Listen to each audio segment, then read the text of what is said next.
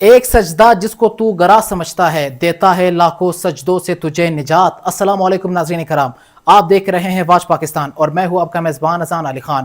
امید ہے کہ آپ سب لوگ خیر و عافیت سے ہوں گے اور رب ذوالجلال سے آپ کی خیریت مجھے نیک مطلوب ہے۔ آج میں کپتان کے ایک ایسے سپاہی، ایک ایسے کھلاڑی کے ساتھ موجود ہوں جنہوں نے عمران خان کی نظریے کے لیے اپنا سب کچھ وقف کر دیا۔ انہوں نے عمران خان کی خاطر جیلیں بھی برداشت کی ہے، دھمکیاں بھی برداشت کی، ان پر دھماکہ بھی ہوا، ان کو اغوا کرنے کی کوشش بھی کی گئی، مگر وہ آج بھی پورے قد و کاٹ کے ساتھ عمران خان کے نظریے اور پی ٹی آئی کی حمایت میں کھڑے ہیں۔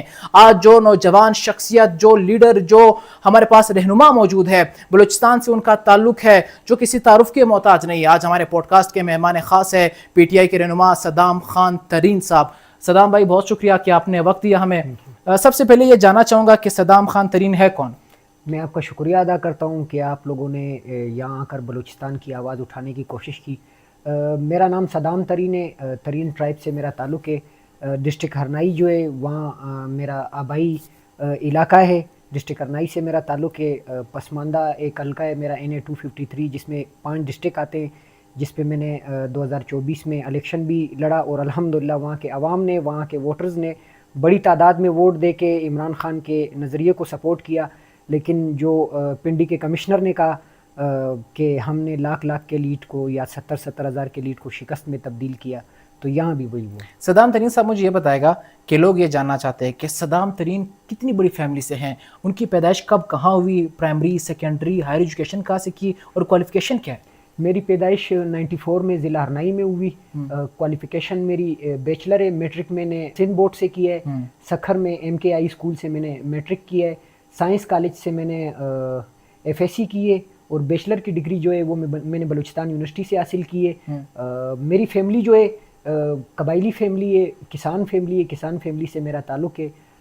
اتنے بڑے لیول کی ہمارے پاس جاگیریں تو نہیں ہیں، لیکن الحمدللہ قبائلی جو بھی ہوتے ہیں ان کو اللہ پاک نے اپنے اپنے علاقوں میں زمینیں بھی دی ہوتی ہے، اور اس کے ساتھ جو باقی لوگوں کی جاگیریں ہوتی ہیں اسی طرح چھوٹی موٹی جاگیر ہمارے خاندان کی بھی ہے۔ اپنے سیاسی جرنی کے بارے میں ہمیں بتائے گا کہ آپ نے سٹارٹ کس جماعت سے، کس نظریے سے لیا، اور اگر آپ آج عمران خان کے ساتھ ہیں اس کی کیا وجہ ہے، اور آپ نے کیا سفر ابھی تک فیس کیا؟ بچپن سے عمران خان کے ساتھ دلی لگاؤ تھا۔ 2011 میں نے باقاعدہ پاکستان تحریک انصاف کے پلیٹ فارم سے مدر پارٹی میں کام کا آغاز کیا اور آج تک کرتا آ رہا ہوں۔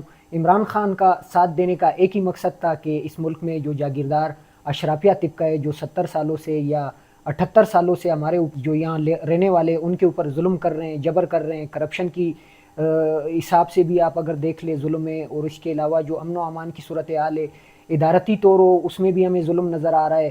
اس نظام میں اسٹیٹس کو جو چل رہا ہے اس کو توڑنے کے لیے ہم نے عمران خان کا ساتھ دیا ہے، اور الحمدللہ ووٹرز نے سپورٹ کر کے اور یہاں کے عوام نے عمران خان کا ساتھ دے کے یہ ثابت کیا کہ ہم اس ملک میں رول آف لا چاہتے ہیں، لیکن پتہ نہیں کہ اس ملک میں طاقتور حلقے کیوں رول آف لا نہیں چاہتے ہیں۔ آپ کس حلقے سے؟ آپ نے کہا میں نے الیکشن لڑا، ہرنائی سے آپ نے بتایا تھا۔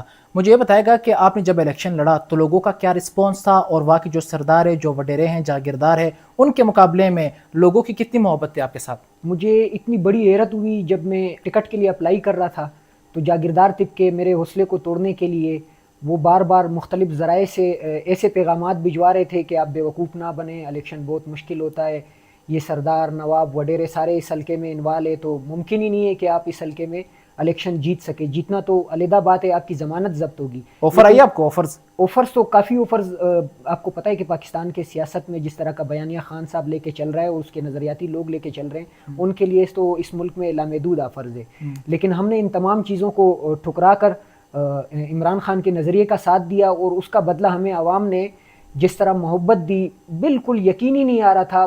ضلع ہرنائی سے میرا اپنا تعلق ہے، لیکن اس حلقے میں NA-253 میں 5 ڈسٹرکٹ آتے ہیں، یہ کمبائنڈ ڈسٹرکٹ ہے بلوچ اور پشتون بیلٹ دونوں کے، لیکن دونوں ایریے ہیں، چاہے وہ بلوچ بیلٹ ہو یا پشتون بیلٹ ہو، وہاں جو عوام کی محبت تھی بالکل حیران کر دینے والی محبت تھی۔ ایک پولنگ پہ جو یہاں خرچہ کیا جاتا ہے الیکشن میں کینڈیڈیٹس کی جانب سے، وہ لاکھوں میں کیا جاتا ہے۔ اس حلقے میں 406 پولنگ تھے، میں نے کسی ایک پولنگ پہ بھی خرچہ نہیں کیا ہے۔ تمام پولنگ میں وہاں کے ووٹرز نے، حالانکہ یہاں بلوچستان میں جو پولنگز ہوتے ہیں، آبادی یہاں بکھری ہوتی ہے، بڑا دور ہوتا ہے پولنگ تک جانا، مشکل ہوتا ہے ووٹرز کے لیے، لیکن اس کے باوجود لوگوں نے اپنے جیب سے خرچ کر کے پولنگ تک بھی پہنچے اور کمپین میں مکمل میرا ساتھ دیا۔ ایک جھنڈا بھی میں نے PTI کا خود نہیں خریدا ہے، تمام جھنڈے جو ہے وہ وہاں کے ورکرز نے، غریب عوام نے خریدے ہیں، اور جو فیناپلیکس تھا، اس طرح ساری کمپین جو تھی عوام نے خود اپنی جیب سے کی. عوام نے سپورٹ کیا. انہوں نے مجھے یہ بتائے گا کہ الیکشن جب ہوا تو آپ نے کتنے ووٹ حاصل کیے اور آپ کے مخالفین میں کون کون تھے اور ان کے کتنے ووٹ پڑے؟ پام 45 کے مطابق جو جہاں جہاں ہمارے پولنگ ایجنٹ بیٹھے ہوئے تھے ان کے حساب سے ہم نے 46,000 سے ابو ووٹ لیے. لیکن بدبختانہ طور فارم 47 میں ہمیں 29,000 پہ کھڑا کیا اور جو باقی کینڈیڈیٹ تھے انہیں بھی ہم سے اوپر کر دیا. اور جو شکست کھا چکے تھے، جن کا کوئی نام و نشان اس حلقے میں نہیں تھا، میاں خان بگٹی جسے اپنے حلقے کا بھی پتہ نہیں ہے کہ اس میں کتنے ڈسٹرکٹ آتے ہیں، اسے 55,000 سے ابو ووٹ فارم 47 میں دے کے پہلے 46 سے ابو دیا، پھر دوسرا فارم 47 جاری کیا گیا، اس میں 55 سے ابو دیا. اور انہوں نے میرے خیال سے اگر اس طرح نہیں ہے تو وہ میرے اوپر عتق عزت کا دعویٰ بھی کر سکتے ہیں. انہوں نے 3,000 ووٹ بھی نہیں لیے اس حلقے پر. اچھا، ان کے 3,000 ووٹ 46,000 ووٹ کروائے گئے. شاہزین بگٹی کے حوالے سے لوگوں کا کتنا اعتماد تھا؟ شاہزین بگٹی جہاں تک ریالٹی اور فیکٹ سے انہوں نے تقریباً لگ بھگ 21 سے 22,000 کے درمیان ووٹ لیے ہیں. اچھا، اور اس کے درمیان بھی کوئی ڈومکی صاحب تھے؟ جی، دوستین ڈومکی صاحب جن کے بھائی یہاں نگراں وزیر اعلیٰ بھی تھے، انہوں نے لگ بھگ 18,000 اور 17,000 کے درمیان ووٹ لیے. ہماری کامیابی کی سب سے بڑی وجہ یہ ہے کہ ڈومکی ایک جاگیردار طبقے سے تعلق رکھتا ہے، سردار فیملی سے تعلق رکھتا ہے. انہوں نے صرف لیڈی میں ووٹ لیا. لیڈی میں 22,000 ووٹرز ہے، غالباً 75% سے ابو ٹرن آؤٹ وہاں کیا گیا، وہ سارے ووٹ انہیں دیے گئے. اور جو شاہزین بگٹی صاحب تھے انہیں ڈیرہ بگٹی میں ظاہر سی بات ہے ان کا آبائی وطن ہے، بگٹی قبیلہ وہاں رہتا ہے، وہاں انہیں اچھا ووٹ کاسٹ ہوا. لیکن ہمارا پلس پوائنٹ یہ تھا کہ ضلع ارنائی نے ہمیں سپورٹ کیا، سارا ووٹ ہمیں دیا. اسی طرح ڈسٹرکٹ زیارت میں سارا ووٹ ہمیں ملا. سبی میں 24,000 سے ابو ووٹ ہمیں ملا. کولو میں 3800 کے لگ بھگ ووٹ ہمیں ملا. اسی طرح ڈیرہ بگٹی میں بھی کچھ ووٹ ہمیں ملا. جس کی وجہ سے جب آپ الیکشن کمپین کر رہے تھے، آپ کا جو حلقہ ہے وہاں پر بلوچ بھی ہے، پشتون بھی ہے، تو وہاں پر یہ کارڈ کھیلنے کی کوشش تو نہیں کی گئی کہ صدام ایک پٹھان لڑکا ہے اس کو ووٹ دینا بلوچی قوم پرستی کے خلاف ہے؟ یہ معاملات ہوئے؟ تو آپ کے سوال کا مقصد تو یہ ہے کہ اس ملک میں کیا پھر بلوچ جو قوم پرست ہے یہ فارم 47 انہوں نے بنایا ہے؟ تو یہ ویسے کوشش کی گئی ہوگی، کوئی شک نہیں ہے. اس ملک میں جو جاگیردار طبقہ ہے وہ ہمیشہ جب انہیں اپنے مفادات کے لیے کچھ کرنا ہوتا ہے تو وہ قوم پرستی کا دعویٰ بھی کرتے ہیں، قوم پرستی کے بنیاد پہ بھی فیصلے بدلے جاتے ہیں. لیکن اس میں سب سے بڑا کارنامہ جو ہے وہ ہمارے مقتدر حلقوں نے ادا کیا ہے. نہیں، ویسے عام بلوچ کا کیا رسپانس تھا آپ کے حوالے سے؟ عام بلوچ نے انتہائی زیادہ محبت دی، کیونکہ عام بلوچ اس صوبے میں تبدیلی چاہتا ہے. وہ تبدیلی اس لیے چاہتا ہے کہ وہ 78 سالوں سے مختلف نعروں کے تحت استعمال کیے گئے، انہیں نہ امن دیا گیا، نہ انہیں بنیادی رائٹس دیے گئے. آج وہ بے روزگار بھی ہے، آج ان کے پاس تعلیمی ادارے بھی نہیں ہیں، آج ان کے پاس ہیلتھ کی بنیادی سہولیات بھی نہیں ہے. ہر حوالے سے وہ پسے ہوئے ہیں. اور دوسرا، ہمارے صوبے میں اتنا ظلم کیا جا رہا ہے. مثال میں آپ کو موجودہ جو یہاں دھرنا بیٹھا ہوا ہے، یہاں لوگوں کو شہید کیا جاتا ہے، پھر انہیں بولنے بھی نہیں دیا جاتا ہے. اگر کوئی بولتا ہے، میں اپنی مثال دیتا ہوں آپ کو، انہیں 4تھ شیڈول میں ڈال دیا جاتا ہے. میں ایک سیاسی کارکن ہوں، اگر مجھے 4تھ شیڈول میں ڈالنے سے اس ملک کا فائدہ ہے تو ڈال دیں، کوئی مسئلہ نہیں، آپ نے ڈالا ہوا ہے. اچھا صدام تنین صاحب، میں یہ جاننا چاہتا ہوں کہ بلوچستان کے اندر جو بلوچ بیلٹ ہے وہاں پر موسٹلی جو سیاست ہوتی ہے تو وہ نیشنلزم کی بنیاد پر ہوتی ہے، تو آپ کو لگتا ہے کہ عام بلوچ عمران خان کو بھی سپورٹ کر سکتا ہے؟ اصل میں بلوچ جو ہے یہ ایک، ہم اس وقت جدید دور میں جی رہے ہیں، سوشل میڈیا کا دور ہے، انہیں بھی اویئرنیس آ چکی ہے. اچھا، کہ ہمیں ان تمام چیزوں سے بالاتر ہو کر ہی اگر ہم چلیں گے اس کے بعد ہی ہمارے زندگی میں تبدیلی آ سکتی ہے. وگرنہ 78 سال ہم اس بنیاد پر جدوجہد کرتے آ رہے ہیں. مثال کے طور پہ میں آپ کو دیتا ہوں، جتنے ٹرائب یہاں موجود ہے بلوچستان میں بلوچ قبائل کے، ان کے تمام سربراہ بلوچستان میں حکمران رہ چکے ہیں. مینگل فیملی سے وزیر اعلیٰ رہ چکے ہیں، بگٹی فیملی سے رہ چکے ہیں، زیری فیملی سے رہ چکے ہیں، رئیسانی فیملی سے رہ چکے ہیں. یعنی کوئی ایک بھی ایسا قبیلہ نہیں ہوگا بلوچ ٹرائب کے حوالے سے جس نے حکمرانی نہیں کی ہے. ان تمام لوگوں نے حکمرانی کر کے کیا دیا ہمارے صوبے کو، کیا دیا ہمارے بلوچ بیلٹ کو؟ جو ہمارے معدنیات فروخت ہوئے ہیں سابقہ ادوار میں، ریکوڈک کے مد میں یا سندک کے مد میں، یا آج جو ہمارے اوپر یہ ایک فارم 47 کی غلام حکومت نے یا مائن اینڈ منرل کا بل پاس کیا ہے یا جنگلات کا بل پاس کیا ہے، تو ماضی میں بھی یہی ہوتا ہوا آ رہا ہے. تو ان تمام چیزوں کو بدلنے کے لیے ہمارے پاس اس ملک میں ایک ہی لیڈر موجود ہے. اس نے اپنے پچھلے گورنمنٹ میں 3 سال، حالانکہ کرونا کرائسس تھا، اس کے باوجود انہوں نے ہمیں امن و امان بھی دیا، چاہے وہ بلوچ بیلٹ ہو یا پشتون بیلٹ ہو. انہوں نے 400 لاپتہ افراد کو بھی بازیاب کیا. انہوں نے بڑے بڑے منصوبے دیے بلوچستان کو. میں اپنے ڈسٹرکٹ کی مثال دیتا ہوں، پاکستان بننے سے لے کے عمران خان کی گورنمنٹ تک ہمیں 17 ارب کا ایک منصوبہ بھی نہیں ملا ہے، لیکن عمران خان نے NHA کی مد میں وفاق کی جانب سے ہمیں 17 ارب سے ابو پروجیکٹ دیا، کیونکہ ہماری سڑک اس وقت بھی موجود نہیں ہے۔ یہ ایک اور بات ہے کہ عمران خان نے جب ہمیں سڑک منظور کر کے دی تو اس درمیان ان کے رجیم کو چینج کر کے فارم 47 کے جو غلام حکمران آج بیٹھے ہوئے ہیں ان کو مسلط کر کے یہاں پہ وار اینڈ ٹیرر کی پالیسی دوبارہ بحال کر کے وہاں جو ٹھیکیدار کا کیمپ آفس تھا اس پہ حملہ کروایا، اس کام کو بند کروایا، سیکورٹی تھریٹس کے نام پہ آج تک وہ کام اچھا اس پر بھی آئیں گے۔ صدام ترین صاحب مجھے یہ بتائے گا، آپ یہ دعویٰ کرتے ہیں کہ آپ نے ہرنائی کے حلقے سے جیت حاصل کی تھی مگر آپ کو ہروایا گیا۔ سوال یہ ہے کہ اگر آپ واقعی یہ سمجھتے ہیں، آپ کا یہ دعویٰ ہے کہ میں جیتا تھا، تو آپ الیکشن کمیشن میں جا سکتے تھے، آپ ہائی کورٹ جا سکتے تھے، آپ سپریم کورٹ جا سکتے تھے۔ جس طرح خوشحال خان کاکڑ نے 2.5 سال محنت کی، ان کو سیٹ ملی، آپ محنت کرتے تو آپ کو بھی مل جاتی۔ میں الیکشن کمیشن بھی گیا ہوں آپ کے علم میں اضافے کے لیے، اور دوسرا رہ گئی انصاف کی بات۔ اس ملک میں 3 سال حکمرانی کرنے والے وزیر اعظم کو انصاف نہیں مل رہا ہے، جس نے اس ملک کے پرچم کو، اس ملک کے پاسپورٹ کو عزت بخشی، جنہوں نے گورنمنٹ کے علاوہ فلاحی کاموں میں اس ملک کا نام روشن کیا دنیا میں۔ جب ایسے شخص کو انصاف نہیں مل رہا ہے، آپ کو کیا لگتا ہے صدام کو انصاف ملے گا؟ آپ نے کوشش کی، کتنے حد تک گیا؟ میں نے اپنی مکمل کوشش کی، میرے پاس اتنے ریسورسز تو، کیونکہ اس وقت ہم بونڈ ہے، بزنس بھی نہیں کر پا رہے ہیں، کچھ بھی نہیں کر پا رہے، مقدمات میں بھی الجھایا ہوا ہے، مجھے آفرز بھی کی گئی، بہت ساری چیزیں کی گئی، لیکن مجھے مکمل یقین ہے کہ اس ملک میں مجھے تب تک انصاف، مجھے کیا کسی کو بھی تب تک انصاف نہیں ملنا ہے جب تک اس ملک میں ایک آزاد اسمبلی نہیں ہوگی، اوریجنل اسمبلی نہیں ہوگی، جب تک دوبارہ اس ملک میں جو غلط آئین سازی کی گئی ہے اسے بیک رول نہیں کیا جائے گا، تب تک انصاف کی امید نہیں ہے۔ آپ کا سابقہ وزیر اعظم 80 دنوں سے ابو ہو گئے، بلکہ میں ابھی بھی شاید دنوں میں غلط ہوں، اس سے بہت زیادہ دن ہو گئے، عمران خان سے کوئی ملاقات نہیں کر پا رہا ہے، ان کی جو آنکھ کا مسئلہ ہے ان کا علاج نہیں ہو رہا ہے، ان سے ان کی فیملی نہیں مل پا رہی ہے۔ یعنی اس وقت بنیادی رائٹس، جیل میں جتنے بھی قیدی ہوتے ہیں، عمران خان کو اللیگل بند کیا گیا ہے، ان کے اوپر تمام جو مقدمات ہیں وہ بوگس مقدمات ہیں۔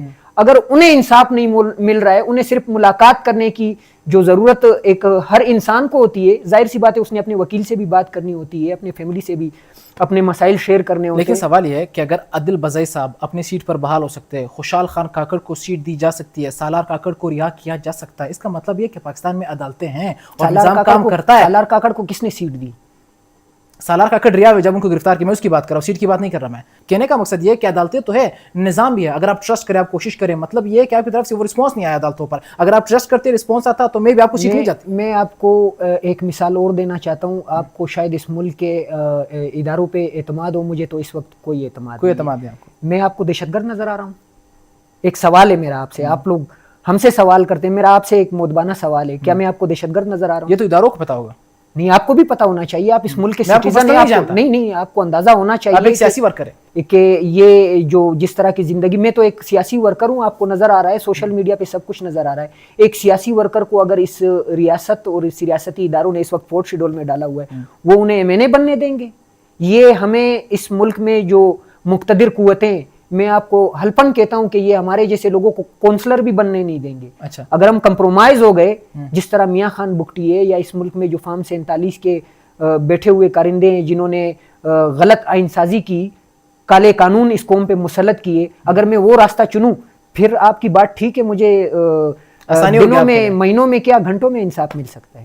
کیا دعویٰ کرتے ہیں کہ کتنی نشستیں PTI بلوچستان سے جیتی ہے نیشنل اسمبلی کی؟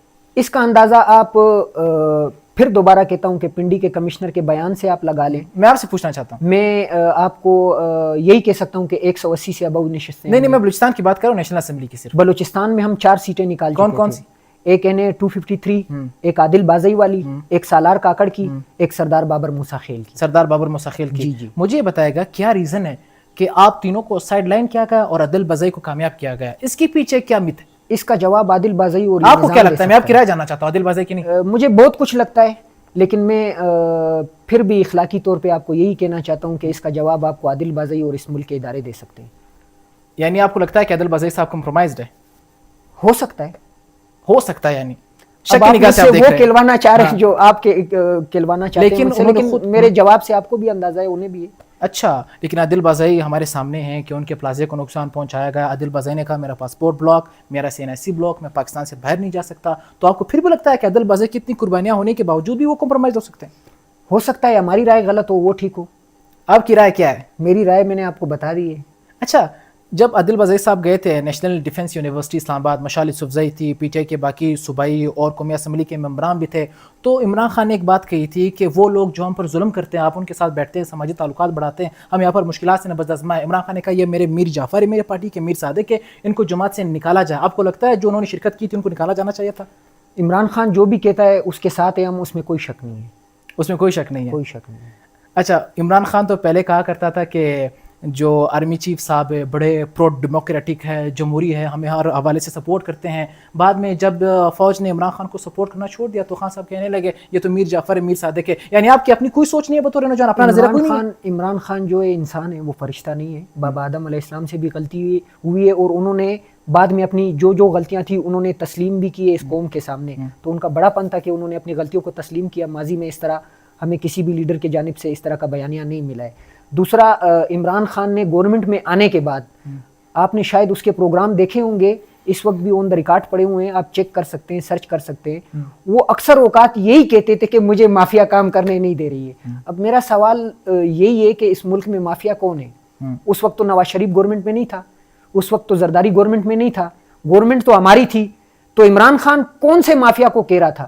اب وہ وزیر اعظم ہوتے ہوئے تو کھل کے سب کچھ، ظاہر سی بات ہے آپ نے ملک بھی چلانا ہوتا ہے، جب آپ چیف ایگزیکٹو ہو آپ کو دنیا دیکھ رہی ہوتی ہے، دنیا کی میڈیا نوٹ کر رہی ہوتی ہے، تو کچھ خاطر ملک کے لیے ہم رکھتے ہیں، وگرنہ ہم اس وقت بھی یہی کہہ رہے تھے کہ مافیا ہمیں کام کرنے نہیں چھوڑ رہی ہے، اس ملک میں مافیا ایک۔ آپ یہ سمجھتے ہیں کہ پی ٹی آئی ابھی بھی سب سے پاپولر جماعت ہے پاکستان کے اندر؟ اس میں کوئی شک نہیں ہے، اگر کسی کو شک ہے تو وہ عمران خان کو رہا کر دے، آدھے گھنٹے میں دیکھ لے کہ پورے پاکستان میں عوام عمران خان کے لیے لیکن یہ بڑی کس طرح انٹرسٹنگ بات استقبال ہے کرتی ہے کہ جب بھی مرکز کی طرف سے کال آتی ہے تو صوبے میں احتجاج کے لیے 500 بندہ بھی نہیں نکلتا۔ یہ آپ لوگوں کا یہ اس کی وجوہات ایک سپورٹرز ہے، ایک آپ کا نظریہ؟ اس کی وجوہات ہے، جس ملک میں رول آف لا نہ ہو، قانون نہ ہو، جہاں آپ کو اپنے دارالحکومت میں گولیوں سے بنا جائے، آپ کی لاشوں کو چھپایا جائے، پھر اس کے بعد آپ کو گھروں سے اٹھایا جائے، آپ کے چادر چار دیواری کو پامال کیا جائے۔ مجھے میرے گھر سے انہوں نے میرے روم سے میرے چھوٹے چھوٹے بچوں کے سامنے گھسیٹ کے نکالا ہے۔ کس نے نکالا آپ کو؟ آپ کے ریاست نے، آپ کے ریاستی اداروں نے۔ رات کے ٹائم آئی تھی یا صبح؟ جی بالکل۔ کتنے بجے؟ غالباً 4:30 پونے 5 بجے کا ٹائم تھا۔ انہوں نے میرے گھر پہ چھاپا مارا، نقاب پوش افراد تھے، پولیس بھی تھی۔ کدھر لے کر گئے وہ؟ مجھے تھانے لے کے گئے، تھانے سے پھر میں اس تھانے کے جوڈیشل ریمانڈ میں تھا، جوڈیشل ریمانڈ میں ہونے کے باوجود اس تھانے سے اٹھا کے مجھے کوئٹہ سول لائن تھانے لے آئے۔ سول لائن تھانے کا میرا کیس تھا، 1 گھنٹہ بھی مجھے سول لائن تھانے میں نہیں بٹھایا ہے، وہاں سے اٹھا کے مجھے کوئٹہ کینٹ لے گئے۔ کوئٹہ کینٹ میں ایک پرانا وہاں ایک ہے تھانہ جو تقریباً انگریز دور کا ہے، انگریز دور کے لاکب میں لا کے مجھے بند کیا، تقریباً 7-8 دن میں وہاں بند تھا۔ اس کے بعد مجھے ضمانت ملی، ضمانت ملنے کے بعد مجھے سیدھا ادے جیل لے گئے، حالانکہ مجھے رہا کرنا چاہیے تھا، اس کے علاوہ میرے اوپر کوئٹہ میں کوئی دوسرا مقدمہ تھا نہیں۔ ادے جیل میں مجھے رات تک رکھا، زبردستی زور جبر کر کے، طاقت کے ذریعے۔ اس کے بعد رات کو روب کی پولیس کو منگوا کر ان کے حوالے مجھے کر دیا۔ جو مقدمہ روب میں بنایا گیا تھا نامعلوم، جو اس میں افراد تھے نامعلوم کے نام پہ، مجھے بھی لے گئے۔ اس طرح بہت سارے مقدمات میں انہوں نے الجھایا۔ اچھا، آپ کو یہ لگتا ہے کہ آپ کی جو مرکزی قیادت ہے وہ کمپرومائزڈ ہے؟ دیکھیں، اس ملک میں آپ کے ججز کی مثال دیتا ہوں کہ انہوں نے کہا کہ ہمارے بیڈ روم میں کیمرے لگائے جا رہے ہیں، تو ہر شخص ہر چیز سے آگے نہیں بڑھ سکتا ہے، بہت سارے لوگوں کی بہت ساری مجبوریاں ہوتی ہیں، بچے ہوتے ہیں، تو آپ اعتراف کرتے ہیں کہ دے آر کمپرومائزڈ؟ مجبور ہے، یہ اسی کہتے ہیں کمپرومائزڈ ہونا۔ بس آپ یہ بھی مانتے ہیں کہ گنڈاپور صاحب بھی واقعی میں اسٹیبلشمنٹ کی کندھوں پر یا ان کی سپورٹ سے آئے تھے؟ وہ آئے تو عمران خان کے ووٹ پہ تھے، لیکن انہیں اس لیے تنقید کا نشانہ بنایا گیا کیونکہ عمران خان کے رہائی کے لیے ہمیں ووٹ دیا گیا تھا، ہمیں حکمرانی کے لیے ووٹ نہیں دیا گیا ہے۔ اچھا، اب یہ دیکھیے گا کہ گنڈاپور صاحب جب وزیر اعلیٰ تھے وہ کافی بار لانگ مارچ کرتے رہے اسلام آباد کی طرف، انہوں نے احتجاج برداشت کیے ہیں، انہوں نے لاٹھی چارج برداشت کیا، گرفتاریاں برداشت کیے، کارکن اٹھائے گئے، مارے گئے، فائرنگز ہوئی ہے، لیکن عمران خان نے گنڈاپور کو ہٹا کر سہیل آفریدی کو وزیر اعلیٰ تو منتخب کر لیا، لیکن سوال یہ ہے کہ ویئر از سہیل آفریدی؟ سہیل آفریدی کے اوپر بھی وہی سوالات اس وقت اٹھ رہے ہیں جو علی امین پہ اٹھ رہے تھے، تو ہمیں امید ہے کہ وہ وقت کی نزاکت کو دیکھتے ہوئے ایک واضح جامع پالیسی احتجاج کی پیش کریں گے۔ اگر انہوں نے پیش نہیں کی تو ورکر جس طرح علی امین سے مایوس تھے اسی طرح سہیل سے بھی مایوس ہوں گے، اور یہ پارٹی بڑی پارٹی ہے، اس میں یہ نہیں ہے کہ صدام کل کمپرومائز ہو جائے تو پھر یہ پارٹی رک جائے گی یا جھک جائے گی یا ختم ہو جائے گی، یہ لوگوں کی خام خیالی ہے۔ یہ پارٹی انشاءاللہ زندہ رہے گی اور یہ پارٹی اپنے لیڈر کو بھی رہا کرے گی، اور اس ملک میں ان طاقتوروں کے جو ظلم اور جبر کا نظام ہے ان کو بھی ختم کریں گے. اور انشاءاللہ کیسے اس ملک میں کس طرح ختم کریں گے؟ آپ کے صوبائی صدر تو کوئی نظر نہیں آتا, آپ خود نظر نہیں آتے کسی بھی پروٹیسٹ میں, تو آپ کس طرح ختم کریں گے؟ کوئی ایک سنگل پروٹیسٹ آپ مجھے بتا سکتے ہیں جس میں میں نہیں موجود؟ جو ڈاکٹرز کا پروٹیسٹ آپ تھے ان میں؟ کون سے ڈاکٹرز؟ جو ڈاکٹر مانور کیس اٹھا تھا. جی بالکل, میں نے اس پہ آواز اٹھائی ہے. میں یہاں کوئٹہ میں تو موجود نہیں تھا, لیکن جس سطح تک میں آواز اٹھا سکتا تھا میں نے اٹھائی ہے. صوبائی صدر سے دوسرا آپ سوال کر رہے پی ٹی آئی کے حوالے سے اور یہاں ڈاکٹر مانور کے لیے آئے. وہ بھی ایک معاملہ تھا انسان ہے, بعض اوقات آپ اس شہر میں نہیں ہوتے ہیں, اس صوبے میں نہیں ہوتے ہیں, تو پھر وہاں تو آپ کی موجودگی ممکن نہیں ہوتی ہے. میں مریم نواز تو ہوں نہیں کہ 11 ارب کا طیارہ میرے پاس کھڑا ہو کہ 10 ارب میں پی آئی اے کو نیلام کر دو, 11 ارب کا طیارہ لے لو. میں تو ایک عام شہری ہوں, مڈل کلاس سے تعلق رکھتا ہوں. اتنی ہمارے پاس اثاثے موجود ہے جس سے ہم اپنے فیملی کو پال سکیں, اپنے بچوں کا کوئی ایک چھوٹا سا مستقبل بنا سکیں. مجھے بتائے گا کہ مرکز پہ تو یہ کہا جاتا ہے کہ پی ٹی آئی کے اندر اختلافات ہے, صوبے کے سطح پر بھی کیا اختلافات ہے پارٹی کے اندر؟ جب آپ حالت جنگ میں ہوتے ہیں تو ظاہر سی بات ہے وہاں اختلافات بھی زیادہ ہوتے ہیں, وہاں مسائل بھی زیادہ ہوتے ہیں. تو حالت جنگ کے اثرات ہمارے اوپر ہے, اس سے تو ہم بچ نہیں سکتے. البتہ اس طرح بھی نہیں ہے جس طرح مخالفین بتاتے ہیں کہ یہ پارٹی بالکل تتر بتر ہو گئی ہے. اگر ہمارا اختلاف ہے تو وہ ایک جمہوری حسن ہے جمہوریت کا, جمہوری پارٹیوں کا. ہمارا اختلاف اس چیز پہ نہیں ہے کہ آپ نے پیسے کھائے میں بچ گیا. ہمارا اختلاف تو اس چیز پہ کہ عمران خان کے رہائی کے لیے جس طرح آواز اٹھائی جا رہی ہے, ہمارے خیال سے اس سے زیادہ آواز اٹھانی چاہیے, اور جس طرح جدوجہد کی جا رہی ہے ہمارے خیال سے اس سے زیادہ تیز جدوجہد کرنی چاہیے. جو آپ کے صوبائی صدر بنے, کچھ لوگوں نے الزامات لگائے کہ ان کو لایا گیا, اصل میں وہ خود اپنی محنت سے نہیں بنے. آپ کیا سمجھتے ہیں کہ وہ اپنی محنت سے بنے ہیں, ووٹر کی سپورٹ سے بنا ہے, یا کسی بیساکھیوں کی مدد سے اس عہدے پر فائز ہوا؟ وہ انٹرا پارٹی الیکشن باقاعدہ انہوں نے کانٹیکسٹ کیا ہے. مطمئن انٹرا پارٹی الیکشن سے؟ انٹرا پارٹی الیکشن بالکل ہمارے درست ہوئے, اس میں کوئی شک نہیں ہے. کوئی شک نہیں ہے. بالکل. جب سی ایم صاحب آئے تھے خیبر پختونخوا کے وزیر اعلیٰ, جب بلوچستان آئے تھے, یہاں پر جلسہ گاہ تھا, تو اس کے بعد عادل خان بازئی نے ان کو پروٹوکول بھی دیا تھا, اور پارٹی کے کچھ کارکنان نے مجھے بتایا کہ وزیر داخلہ کا پروٹوکول لیا گیا تھا. مگر وہاں پر میں نے دیکھا کہ سالار نظر نہیں آ رہا, سالار کا سوشل میڈیا ونگ ان پر تنقید کرتا ہوا نظر آ رہا ہے. تو اتنا بڑا گیپ کیوں ہے؟ اس کی بہت ساری وجوہات ہیں. کیا وجوہات ہے, آپ ہمیں بتائیں آج. اس کی وجوہات, کچھ لوگ ایسے ہوتے ہیں آپ کے تنظیم کے اندر جو نام تو تنظیم کا لیتے ہیں لیکن انہیں فیصلے کہیں اور سے دیے جاتے ہیں. فور ایگزامپل آپ ایسے سوالات کر رہے ہیں جس سے میں آپ کو ایسے جوابات دوں جس کی وجہ سے ہماری تنظیم میں مزید مشکلات پیدا ہو. تو آپ فوج پر تنقید کرتے ہیں, اداروں پر تنقید کرتے ہیں, اپنے پارٹی کے اندر آپ احتساب نہیں کرتے, ان پر تنقید نہیں کرتے. پارٹی کے جو معاملات ہوتے ہیں ظاہر سی بات ہے وہ ہماری ایک فیملی ہے, تو فیملی کے معاملات ہم فیملی کی طرح آپس میں طے کرتے ہیں. یہ کون سی فیملی؟ کیا عادل بازئی 2.5 سال میں کبھی صوبائی دفتر نہیں گئے؟ یہ آپ کی فیملی ہے؟ تو وہ کمزوریاں تو میں آپ کو بتا رہا ہوں موجود ہیں, وہ غلط ہے, وہ نہیں ہونی چاہیے, انشاءاللہ آگے نہیں ہوں گی. اور سالار اور عادل کے درمیان کیا مسئلہ ہے, اور عادل اور صوبائی صدر کے درمیان کیا مسئلہ ہے؟ یہ تو ان کو ہی پتا ہوگا. آپ کا بھائی ایشوز ہے صوبائی صدر کے ساتھ, آپ کیوں نہیں بیٹھتے؟ آپ عادل کے پاس کیوں نہیں جاتے؟ بابر رضوی کے پاس کیوں نہیں جاتے؟ میرا صوبائی صدر کے ساتھ کوئی ذاتی ایشو نہیں ہے, نہ عادل بازئی کے ساتھ ذاتی ایشو ہے, نہ کسی اور لیڈر کے ساتھ ذاتی اختلاف تو ہے. آپ کا اختلاف ہے, ظاہر سی بات ہے. اختلاف میں وہ جاننا چاہتا ہوں, آپ کی جو آڈینس ہے اختلاف میرا ایک نقطے پہ کہ عمران خان کے رہائی کے لیے صوبے سے لے کے مرکز تک جس کے پاس جو ذمہ داری ہے, جس طرح حق ادا کرنا چاہیے وہ حق ادا نہیں ہو رہا ہے. باقی تو صوبائی صدر پر 58 FIR ہے, وہ بیچارہ کیا کرے, آپ مجھے بتائیں. وہ مشکلات ہے, اس میں کوئی شک نہیں ہے. اگر آپ ان چیزوں کو برداشت نہیں کر سکتے ہیں تو پھر ظاہر سی بات ہے آپ نہ کریں اس چیز کو. اس میں تو یہ چیزیں ہیں, عمران خان اگر گولیاں کھا سکتا ہے, عمران خان اگر 300 مقدمات کا سامنا کر سکتا ہے, تو داؤد اور صدام اور سالار اور XYZ کی کیا حیثیت ہے؟ ہمیں تو اس سے زیادہ مقدمات کا سامنا کرنا چاہیے, ہمیں تو اس سے زیادہ مشکلات کا سامنا کرنا چاہیے, بائی ایج بھی, بائی لیڈر بھی, اس کی ویلیو کے لحاظ سے بھی, اس کے حیثیت کے لحاظ سے بھی. تو میرے خیال سے ہم میں کمزوریاں اور کوتاہیاں موجود ہے جسے ہمیں ختم کرنا چاہیے. تو آپ کو لگتا ہے کہ عمران خان صاحب اس لیڈرشپ کے ساتھ رہا ہو سکتے ہیں؟ اصل میں اللہ پاک اگر کوئی فیصلہ کر لے, کوئی چینج لانا چاہے, تو اسے دنیا کی کوئی طاقت نہیں روک سکتی ہے. ایسا ہی ہے. جب بھی جبر ہوتا ہے, جس طرح میں آپ کو فرعون کی مثال دیتا ہوں, اس طرح آپ کو نمرود کی مثال دیتا ہوں. ابراہیم علیہ السلام کو اللہ پاک نے آگ میں بچایا, یونس علیہ السلام کو اللہ پاک نے مچھلی کے پیٹ میں بچایا. تو ہمیں اللہ پاک سے بھرپور امید ہے, اور اس ملک میں جو رہنے والے اقوام ہیں وہ باجرت لوگ ہیں, بغیرت لوگ نہیں ہیں. اگر وہ بغیرت لوگ ہوتے تو 8 فروری کو عمران خان کو سپورٹ نہیں کرتے. تو انشاءاللہ ہم اٹھیں گے بھی, ہم لڑیں گے. کس کے خلاف لڑیں گے؟ کس کے جبر کے خلاف, ظالم کے خلاف, ڈونلڈ لو کے سائپر پہ عمل کرنے کے خلاف. ظالم کون ہے؟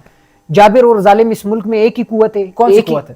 آپ کو نہیں ہے پتہ؟ مجھے نہیں پتا. آپ اس قوت کی تو بات نہیں کرے جو عمران خان کو حکومت میں لے کر آئی تھی, آپ اس کی بات کریں. نہیں, عمران خان کو تو کسی نے, ہاں عمران خان کو ایک قوت لائی ہے حکومت میں, وہ عوام ہے، ٹھیک ہے، عوام آج بھی ان کے ساتھ ہے، ٹھیک ہے، البتہ اس قوت نے عمران خان کو اس بات پہ مجبور کیا کہ عمران خان اپنی گورنمنٹ میں کھڑا ہو کے اس قوت کے سامنے کہتا تھا کہ مجھے مافیا کام کرنے نہیں چھوڑنا۔ اگر عمران خان میں اس قوت کی بات کر رہا ہوں جس قوت کے حوالے سے آپ کے ملک کے سابقہ DGI جنرل امت گل نے فرمایا کہ اس ملک کا آرمی چیف جو ہے وہ واشنگٹن بناتا ہے۔ یہ چیزیں تو ہے، یہ تو اپنی جگہ ہے، اس کو بھی ڈسکس کیا جا سکتا ہے۔ میں سوال یہ کر رہا ہوں، اور یہ چیزیں بھی ہے کہ رات آپ کے 12 بجے بجے عدالتیں کھلوائی جاتی ہے ڈونلڈ لو کے سائفر کے، ایسا ہی ہے، بالکل ایسا ہی ہے۔ تو میں اس قوت کی بات کر رہا ہوں، ٹھیک ہے، آپ فوج کی بات کر رہے ہیں، لیکن یہ بھی سب اس بات نہیں، میں فوج کی بات نہیں کر رہا ہوں، ساری فوج اس ملک میں ظلم نہیں چاہتی ہے۔ یہ جو میرے ضلع میں ونگ موجود ہے یا میرے حلقے میں جو ونگ موجود ہے اس کا ذاتی میرے ساتھ کیا ایشو ہے؟ یہ ایک پالیسی ہے، پالیسی جو ہے وہ پوری فوج نہیں بناتی ہے، وہ 4-5 افراد بناتے ہیں، وہ 4-5 افراد جو ہے وہ اس ملک کے تباہی کے رسپونسبل ہے، چاہے وہ اس دور میں ہو یا سابقہ دور۔ اچھا، انٹرسٹنگ بات یہ ہے کہ اگر وہ 4-5 افراد عمران خان کو سپورٹ کر کے حکومت میں لائے تو سب ویل اینڈ گڈ، باجوہ قوم کا باپ ہے، باجوہ بڑا پرو ڈیموکریٹک تب بھی غلط ہے، جب آپ اسی راستے سے نکالا جائے تو بہت برا ہے، پھر تب بھی غلط ہے۔ ان کا کوئی کام نہیں ہے سیاست سے، آپ کے ملک کے دستور کے مطابق اور انٹرنیشنلی دستور کے مطابق وہ ایک دفاعی ادارہ ہے، اس کا کام بارڈر کو سنبھالنا ہے، اس نے اس کو چھوڑ کے سیاست بھی شروع کی ہوئی ہے، فارم 47 بھی بنواتے ہیں، اس ملک کے مینڈیٹ کو بھی چوری کرواتے ہیں، اس ملک میں رات کے 12 بجے عدالتیں بھی کھلواتے ہیں، اس ملک میں ججز کے بیڈ رومز میں کیمرے بھی لگواتے ہیں، اس ملک میں دارالحکومت میں نیتے عوام پہ، نیتے پروٹیسٹر پہ فائرنگ بھی کرواتے ہیں، اس ملک میں مرید کے میں جس طرح فائرنگ کی گئی، تو ظاہر سی بات ہے اس طرح کی قوتوں سے انسان کو نفرت ہی ہوگی، محبت کس کو ہوتی ہے اس طرح کی قوتوں سے؟ اچھا، اپنی چیزیں تو ہمیں بتائیے، جب آپ لوگوں کی حکومت تھی، ایمنسٹی انٹرنیشنل کی رپورٹ ہے، ہیومن رائٹس واچ کی رپورٹ ہے 2020 کی، 2022 کی، وہ یہ کہتے ہیں کہ سیاسی اپوزیشن کے خلاف جو انتقامی کارروائیاں ہوئی ہے، میڈیا کو دبانے کے لیے جو کارروائیاں کی گئی، صحافیوں کو اغوا کیا گیا ہے، اور سیاسی مخالفین کا منہ بند کرنے کے لیے جو کیسز بنائے گئے وہ سب عمران خان کے دور میں ہوئے تھے، جو انہوں نے کیا تھا وہی ان کے ساتھ ہو رہا ہے، کچھ نہیں بدلا پاکستان۔ کتنے صحافی لوگوں کو عمران خان کے دور میں ابصار عالم، مطیع اللہ جان، اسد طور، حمید میر صاحب، سب آپ کے سامنے نہیں، ان کے ساتھ وہ ظلم نہیں ہوا ہے جو اس دور میں ہو رہا ہے، کیا ظلم ہوا جو اس رجیم میں ہو رہا ہے؟ کیا اس دور میں حامد میر کو عمران ریاض کی طرح اٹھایا گیا؟ کیا اس دور میں ابصار عالم کو ارشد شریف کی طرح ہٹ کیا گیا، شہید کیا گیا، اس کو اپنا ملک چھوڑنے پہ مجبور کیا گیا؟ ٹھیک ہے، کمی کوتاہی کمزوریاں ہوں گی، کیونکہ اس ملک میں جو 78 سالوں کا گند ہے، جو 75 سالوں کا گند ہے، وہ آپ کو کیا لگتا ہے کہ 3 سالوں میں ہم ختم کر دیتے؟ ہمیں ٹائم ملنا چاہیے تھا، ہمیں اپنا ٹینور پورا کرنا چاہیے تھا، اس کے بعد عوام نے فیصلہ کرنا تھا۔ اگر ہم اچھی کارکردگی ہم نے دکھائی ہوتی تو عوام نے ہمیں سپورٹ کرنا تھا، اگر غلط کارکردگی دکھائی ہوتی، جمہوریت بہترین اس نے عوام ہمیں نکال دیتی۔ یہ کون ہوتے رات کو 12 بجے عدالتیں کھلوانے والے؟ تو یہ ہمارے اوپر صرف پروپیگنڈا ہے۔ الحمدللہ ہم نے 3 سالوں میں پاکستان کو وہ سپورٹ دی، وہ گروتھ دی جس کو انٹرنیشنلی دنیا نے تسلیم کیا کہ کرونا کرائسس میں جو پالیسی پاکستان نے چلائی وہ دنیا میں بڑے بڑے ملک نہیں چلا سکے۔ عمران خان صاحب جو وزیر اعظم تھے یا اس سے پہلے جب وہ اقتدار میں آنے والے تھے تو وہ کہا کرتے تھے میں IMF کے پاس نہیں جاؤں گا، ہم نوکریاں دیں گے، باہر سے لوگ آئیں گے، ہم 50 لاکھ گھر بنا کے دیں گے، 1 کروڑ نوکریاں دیں گے، پاکستان کی تقدیر بدل دیں گے۔ پونے 4 سالوں میں آپ لوگوں نے کیا مجھے بتائیں؟ پونے 4 سالوں میں ہم نے اس ملک میں جو غریب لوگ تھے ان کے لیے ہم نے جس طرح صحت انصاف کارڈ مہیا کیا، یہ ایک ایسی انقلابی تبدیلی تھی اس ملک کے لیے، نہیں اس خطے کے لیے، جس کی مثال آج بھی انٹرنیشنلی دنیا میں مل رہی ہے آپ کو۔ اس کے ساتھ ساتھ احساس کا پالک پروگرام، جس کے تحت اس ملک میں غریب طلباء کو ایک اچھے ایجوکیشن کا موقع دیا گیا۔ اس کے ساتھ ساتھ جو اس ملک کی مہنگائی تھی، کرونا کرائسس کی وجہ سے دنیا کی مہنگائی بڑھی اور ہم نے اپنے مہنگائی کو کنٹرول کیا۔ دنیا کرونا کرائسس میں ریٹ بڑھا رہی تھی اور ہمارے وزیر اعظم کرونا کرائسس میں آ کے بجلی کے بل معاف کر رہے تھے۔ ہمارے وزیر اعظم آ کے لوگ یہ سننا امید کر کے بیٹھے تھے کہ کرونا کرائسس کی وجہ سے پیٹرول عالمی منڈی میں مہنگا ہوا ہے تو اب مہنگا ہونے جا رہا ہے، لیکن آپ کا وزیر اعظم اس دن بھی آ کے پریس کانفرنس کر کے کہتا تھا کہ میں نے 10 روپے جو ہے اس ملک میں پیٹرول کا ریٹ کم کروا دیا ہے۔ اور ہم نے وہ کیا کہ اس ملک میں جو اسٹیٹس کو کا نظام تھا، جس طرح نواز شریف یا زرداری یا اس ملک میں بڑے بڑے سیاستدان جو ہے وہ جب کسی سڑک سے جاتے ہیں تو گھنٹوں گھنٹوں پہلے وہ سڑک بند کر دی جاتی تھی، لیکن ہم نے ان تمام دیواروں کو توڑ کے عمران خان ایک وزیر اعظم ہو کے اسلام آباد کی سڑکوں پہ گھومتا تھا۔ تو اس سے زیادہ آپ ہم سے 3 سالوں میں اور کیا امید رکھ سکتے تھے؟ ہم نے اس ملک کے انڈسٹری کو اٹھایا، ہم نے اس ملک کے جو پراپرٹی سیکٹر تھا، یہ میں آپ کو ویسے ہوائی باتیں نہیں کر رہا ہوں، یہ ٹریک ریکارڈ پڑا ہوا ہے۔ ہم نے جب ہمیں حکومت دی جا رہی تھی تو اس ملک میں اسٹیٹ بینک کے ریزرو ذخائر کتنے تھے اس فگر کو دیکھ کے، اور جب ہم جا رہے تھے اس وقت کتنے تھے اور اس کے بعد آج کتنے. تو ان تمام چیزوں کا کمپیریزن کرنے کے بعد آپ کو بہتر اندازہ ہوگا کہ ہم نے اس ملک کو ڈیلیور کیا یا ہم نے اس ملک کو ماضی کے حکمرانوں کی طرح نقصان دیا. لیکن یہ بھی حقیقت ہے کہ آپ لوگ قرضوں پہ ملک کو چلاتے رہے. ہم نے جو قرضے لیے ہیں اگر اس فگر کو بھی آپ چیک کریں, ہم سے پہلے ادوار میں جو قرضے لیے گئے اس قرضے کے قسطوں کو ادا کرنے کے لیے دوسرا کوئی راستہ نہیں تھا, کیونکہ ہمارے بڑے سیاستدان جو اس ملک کے نیلسن منڈیلا بنتے تھے انہوں نے ملک کو مکمل طور کھوکھلا کیا تھا. لیکن اس کے باوجود ہم نے وہ قرضے نہیں لیے جس طرح 3 سالوں میں شہباز شریف نے اس ملک کو اتنا مقروض کیا. قسط تو اپنی جگہ پہ کہ ہم نہیں دے پا رہے, اس قسط کے بدلے میں جو سود ہمارے اوپر ڈیلی بیسز ایک دن میں اربوں روپے ہمارے اوپر بڑھ رہا ہے. تو ہم نے اور باقی حکومتوں نے ان کے جو انہوں نے آئی ایم ایف سے قرض لیا ہے ان چیز کو اگر کمپیئر کیا جائے تو عمران خان کی پالیسی سب سے بہتر تھی. اچھا مجھے بتائے گا کہ آپ لوگ نعرہ لگا کر آئے تھے کہ کرپشن کے خلاف ہے ہم لوگ. آپ لوگوں کے دور میں ٹرانسپیرنسی رپورٹ کے مطابق 170ویں نمبر سے پاکستان کی رینکنگ 140ویں نمبر پر گئی ہے, یعنی پاکستان کے اندر پونے 4 سالوں میں کرپشن میں دن دگنی رات چگنی اضافہ ہوا ہے. تو یہ آپ لوگوں کی گورننس تھی؟ ہماری گورننس صرف وفاق میں تھی اور کے پی میں تھی, پنجاب میں تھی. باقی جو 2 صوبے ہیں اس میں ہماری مکمل کنٹرول ہمارے پاس نہیں تھا. بلوچستان میں بھی آپ کی حکومت تھی؟ بلوچستان میں ہماری کولیشن گورنمنٹ میں شاید پہلے ہمارے کسی سیاسی لیڈر نے نہیں کہا ہو. میں آج آپ کو کہتا ہوں کہ وہ بھی بھائی لوگوں کے کرتوت تھے, ان کا کردار تھا. ہم اس الائنس میں نہیں رہنا چاہتے تھے. آپ یہ مانتے ہیں کہ بھائی لوگ آپ لوگوں کے ساتھ جب تک تھے تو سب کچھ ٹھیک تھا, فوج زندہ آباد, فوج یہ فوج وہ, جب بھائی لوگوں نے ہاتھ اٹھایا تو فوج کو آج بھی پی ٹی آئی والوں نے مرد آباد نہیں کہا ہے. یہ ہمارے خلاف ایک سازش ہے. ہم ان لوگوں کے خلاف ہے جو اس ملک میں جبر کی پالیسی لے کے چل رہے ہیں, جو ڈونلڈ لو کے سائپر پہ عمل کرتے ہیں, جو بیرونی اعلیٰ بن کے ڈالر کے لیے, جزیروں کے لیے, پاپا جونز کے بزنس کے لیے اس ملک کو تباہ کر رہے ہیں. ہم ان کے خلاف. یہ تو وہی فوج ہے جن کے ساتھ پھر آپ کو کیا صرف فوج ایک بندہ لگتا ہے؟ نہیں, یہ تو وہی فوج ہے جن کے ساتھ آپ لوگوں نے مل کر نواز شریف کو پاکستان سے باہر بھجوایا. یہ تو وہی فوج ہے جس کے ذریعے آپ لوگوں نے مریم نواز کو گرفتار کروایا, اسحاق ڈار کو, آپ لوگوں نے رانا ثناءاللہ کے خلاف کیس بنایا ہے, آپ نے زرداری کے خلاف کیسز بنائے. آپ تو اسی فوج کے ساتھ مل کر اس گن میں شامل رہے. شاید آپ نے تحقیق نہیں کی ہو, جو نواز شریف اور زرداری کے کیسز ہیں وہ عمران خان نے نہیں بنائے, وہ دونوں نے ایک دوسرے پہ خود بنائے. آپ دیکھ لیں جو ایون فیلڈ ریفرنس ہے یا جتنے بھی کیسز ہیں جس میں نواز شریف کو کسٹڈی میں لیا گیا یا مریم نواز کو یا اس کے فیملی کے دیگر لوگوں کو یا زرداری کے اوپر جو کیسز جو پیشیاں چل رہی تھی اس وقت, وہ ایک کیس بھی عمران خان کے دور میں نہیں بنایا گیا ہے. ہاں رانا ثناءاللہ کا جو کیس تھا اس میں مس ہینڈلنگ ہو سکتی ہے. اچھا, یہ نہیں کہتا ہوں کہ 100% جو پاکستان کے سابق چیف جسٹس ہے جسٹس قاضی فائز عیسیٰ جن کا تعلق بلوچستان سے, ان کے خلاف جو آپ لوگوں نے پروپیگنڈا کیا, جو کیسز چلایا, کیا وہ مناسب تھا؟ ایک جسٹس کے خلاف انہوں نے اس کا جواب خود انٹرنیشنلی میڈیا پہ دے کے کلیئر کر لیا ہے کہ وہاں اختیار میرا. میں آپ کے کردار کی بات کر رہا ہوں. میں اس چیف جسٹس کو کس طرح سلام کروں جس نے ایک جمہوری ملک میں ایک جمہوری پارٹی سے, جو اس ملک کی سب سے پاپولر پارٹی خلاف تھے. نہیں, اس سے پہلے تو آپ کی ریاست اس کے خلاف تھی, لیکن اسے بلیک میل کر کے اسے بٹھا کر ہمارے خلاف فیصلے لیے گئے. ہم نے اس کے خلاف کیا کیا ہے؟ جسٹس قاضی فائز عیسیٰ کے خلاف ہم نے کون سا کیس بنایا؟ ہم نے تو کوئی اس طرح نہیں کیا تھا جس طرح آج اداروں کو کنٹرول کیا جا رہا ہے, واٹس ایپ پہ اداروں کو چلایا جا رہا ہے, واٹس ایپ پہ فیصلوں کو اس ملک میں مسلط کیا جا رہا ہے. ہم نے تو رول آف لا کے تحت ہر ادارے کو چھوٹ دی ہوئی تھی. کوئی ایک ادارہ آ کے بتائے کہ عمران خان زبردستی مجھ سے غلط کام لے رہا تھا یا مجھے غلط احکامات دیے جا رہے تھے. اگر اس طرح کی چیزیں موجود ہوتی تو آپ کو کیا لگتا ہے کہ آج تک وہ چیزیں گورنمنٹ چھپاتی؟ عمران خان کو گرانے کے لیے, اس کا گراف گرانے کے لیے انہوں نے عدت جیسے مقدمات نہیں بنائے. بھائی آپ کا 2 انسانوں کے نکاح کے معاملے میں کیا کردار, آپ کا ہے کیا کام گورنمنٹ کا, سیاسی لوگوں کا؟ لیکن اتنا وہ گرے کہ انہوں نے اس معاملے کو بھی عدالت میں. اخلاقی طور یہ صحیح نہیں آپ سمجھتے؟ جی بالکل. اگر آپ ایک جھوٹا الزام کسی پر لگاتے ہیں, کسی کے شریک ازدواج پہ لگاتے ہیں, ٹھیک ہے, تو یہ مناسب کام ہے. اچھا, اگر آپ یہ سمجھتے ہیں کہ عدت کا کیس اخلاقی طور پر بنانا مناسب نہیں ہے, مجھے یہ بتائے گا کیا اخلاقی طور پر ہمارے معاشرے میں یہ مناسب ہے کہ ایک خاتون جس کے 5 بچے اس کی طلاق کروا کر کے خود شادی کر لینا, یہ کون سا معاشرہ میں اجازت ہے؟ یہ کون کر سکتا ہے کہ کسی کی زبردستی طلاق کروائے؟ عمران خان آپ کو اس ملک میں غنڈہ نظر آ رہا ہے؟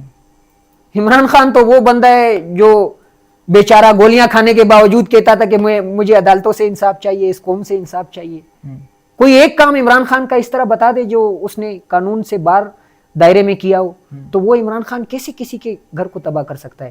یہ تو ہمارے اوپر ایک الزام ہے, ایک پروپیگنڈا ہے, اس طرح کا کوئی معاملہ نہیں ہے. اچھا, پیچھے والوں کی یہ انٹرسٹنگ بات ہے کہ آپ لوگ اپنی غلطیاں تسلیم نہیں کرتے, صرف دوسروں کو بلیم کرتے ہیں. مثال کے طور پہ دل بڑا کرے کہ ہم فوج کے ساتھ تھے, مثال کے ہم نے طور سیاسی مخالفین کو دبایا, ہم نے صحافیوں کو اٹھایا, بار بار فوج پاکستان کی میں بات ڈپورٹ کر ہوتا رہے رہے. ہیں. فوج کے خلاف آج ہم کب ہیں؟ پی ٹی آئی کسی بھی سطح پر اس نے اپنے آپ لوگ کس بیانیے کے خلاف, جنرل سید اسم منیر کے خلاف ہے؟ اگر آپ اس ملک آپ میں فوج کو وہ سمجھتے ہیں, جنرل سید اسم منیر کو فوج سمجھتے جی ہیں؟ بالکل. اچھا, جنید اکبر صاحب نے کہا تھا کہ اگر آج بھی فوج ہمیں آفر کروائے تو ہم, آپ صرف قدم بڑھائیں, ہم آپ کی طرف بھاگنے کے لیے تیار ہیں. آپ لوگ تو بیٹھے ہوئے ہیں کہ بھائی فوج ہمیں صرف ایک اشارہ کر دے. آپ کو میں نے پہلے نہیں بتایا کہ اس ملک میں آفرز بھی کیے گئے ہمارے جیسے لوگوں کو, ٹھیک ہے, اگر ہم قبول کرنا چاہتے تو ہم نہیں کر سکتے تھے. تو پھر آپ کو کیا لگتا ہے کہ میاں خان جیسے بندے کو اسمبلی میں بٹھا سکتے ہیں؟ مجھے نہیں بٹھا سکتے. میں بھی بیٹھ سکتا ہوں. اگر جمال رئیسانی جیسا بندہ جس نے اس ملک میں زندگی نہیں گزاری ہے, جسے بلوچوں کے وسائل اور مسائل سے کوئی لینا دینا نہیں ہے, اگر ریاست انہیں اسمبلی میں بٹھا سکتی ہے, میں کمپرومائز ہو کے نہیں بیٹھ سکتا تھا؟ اور لوگ جو ہمارے اروائے گئے وہ نہیں بیٹھ سکتے تھے.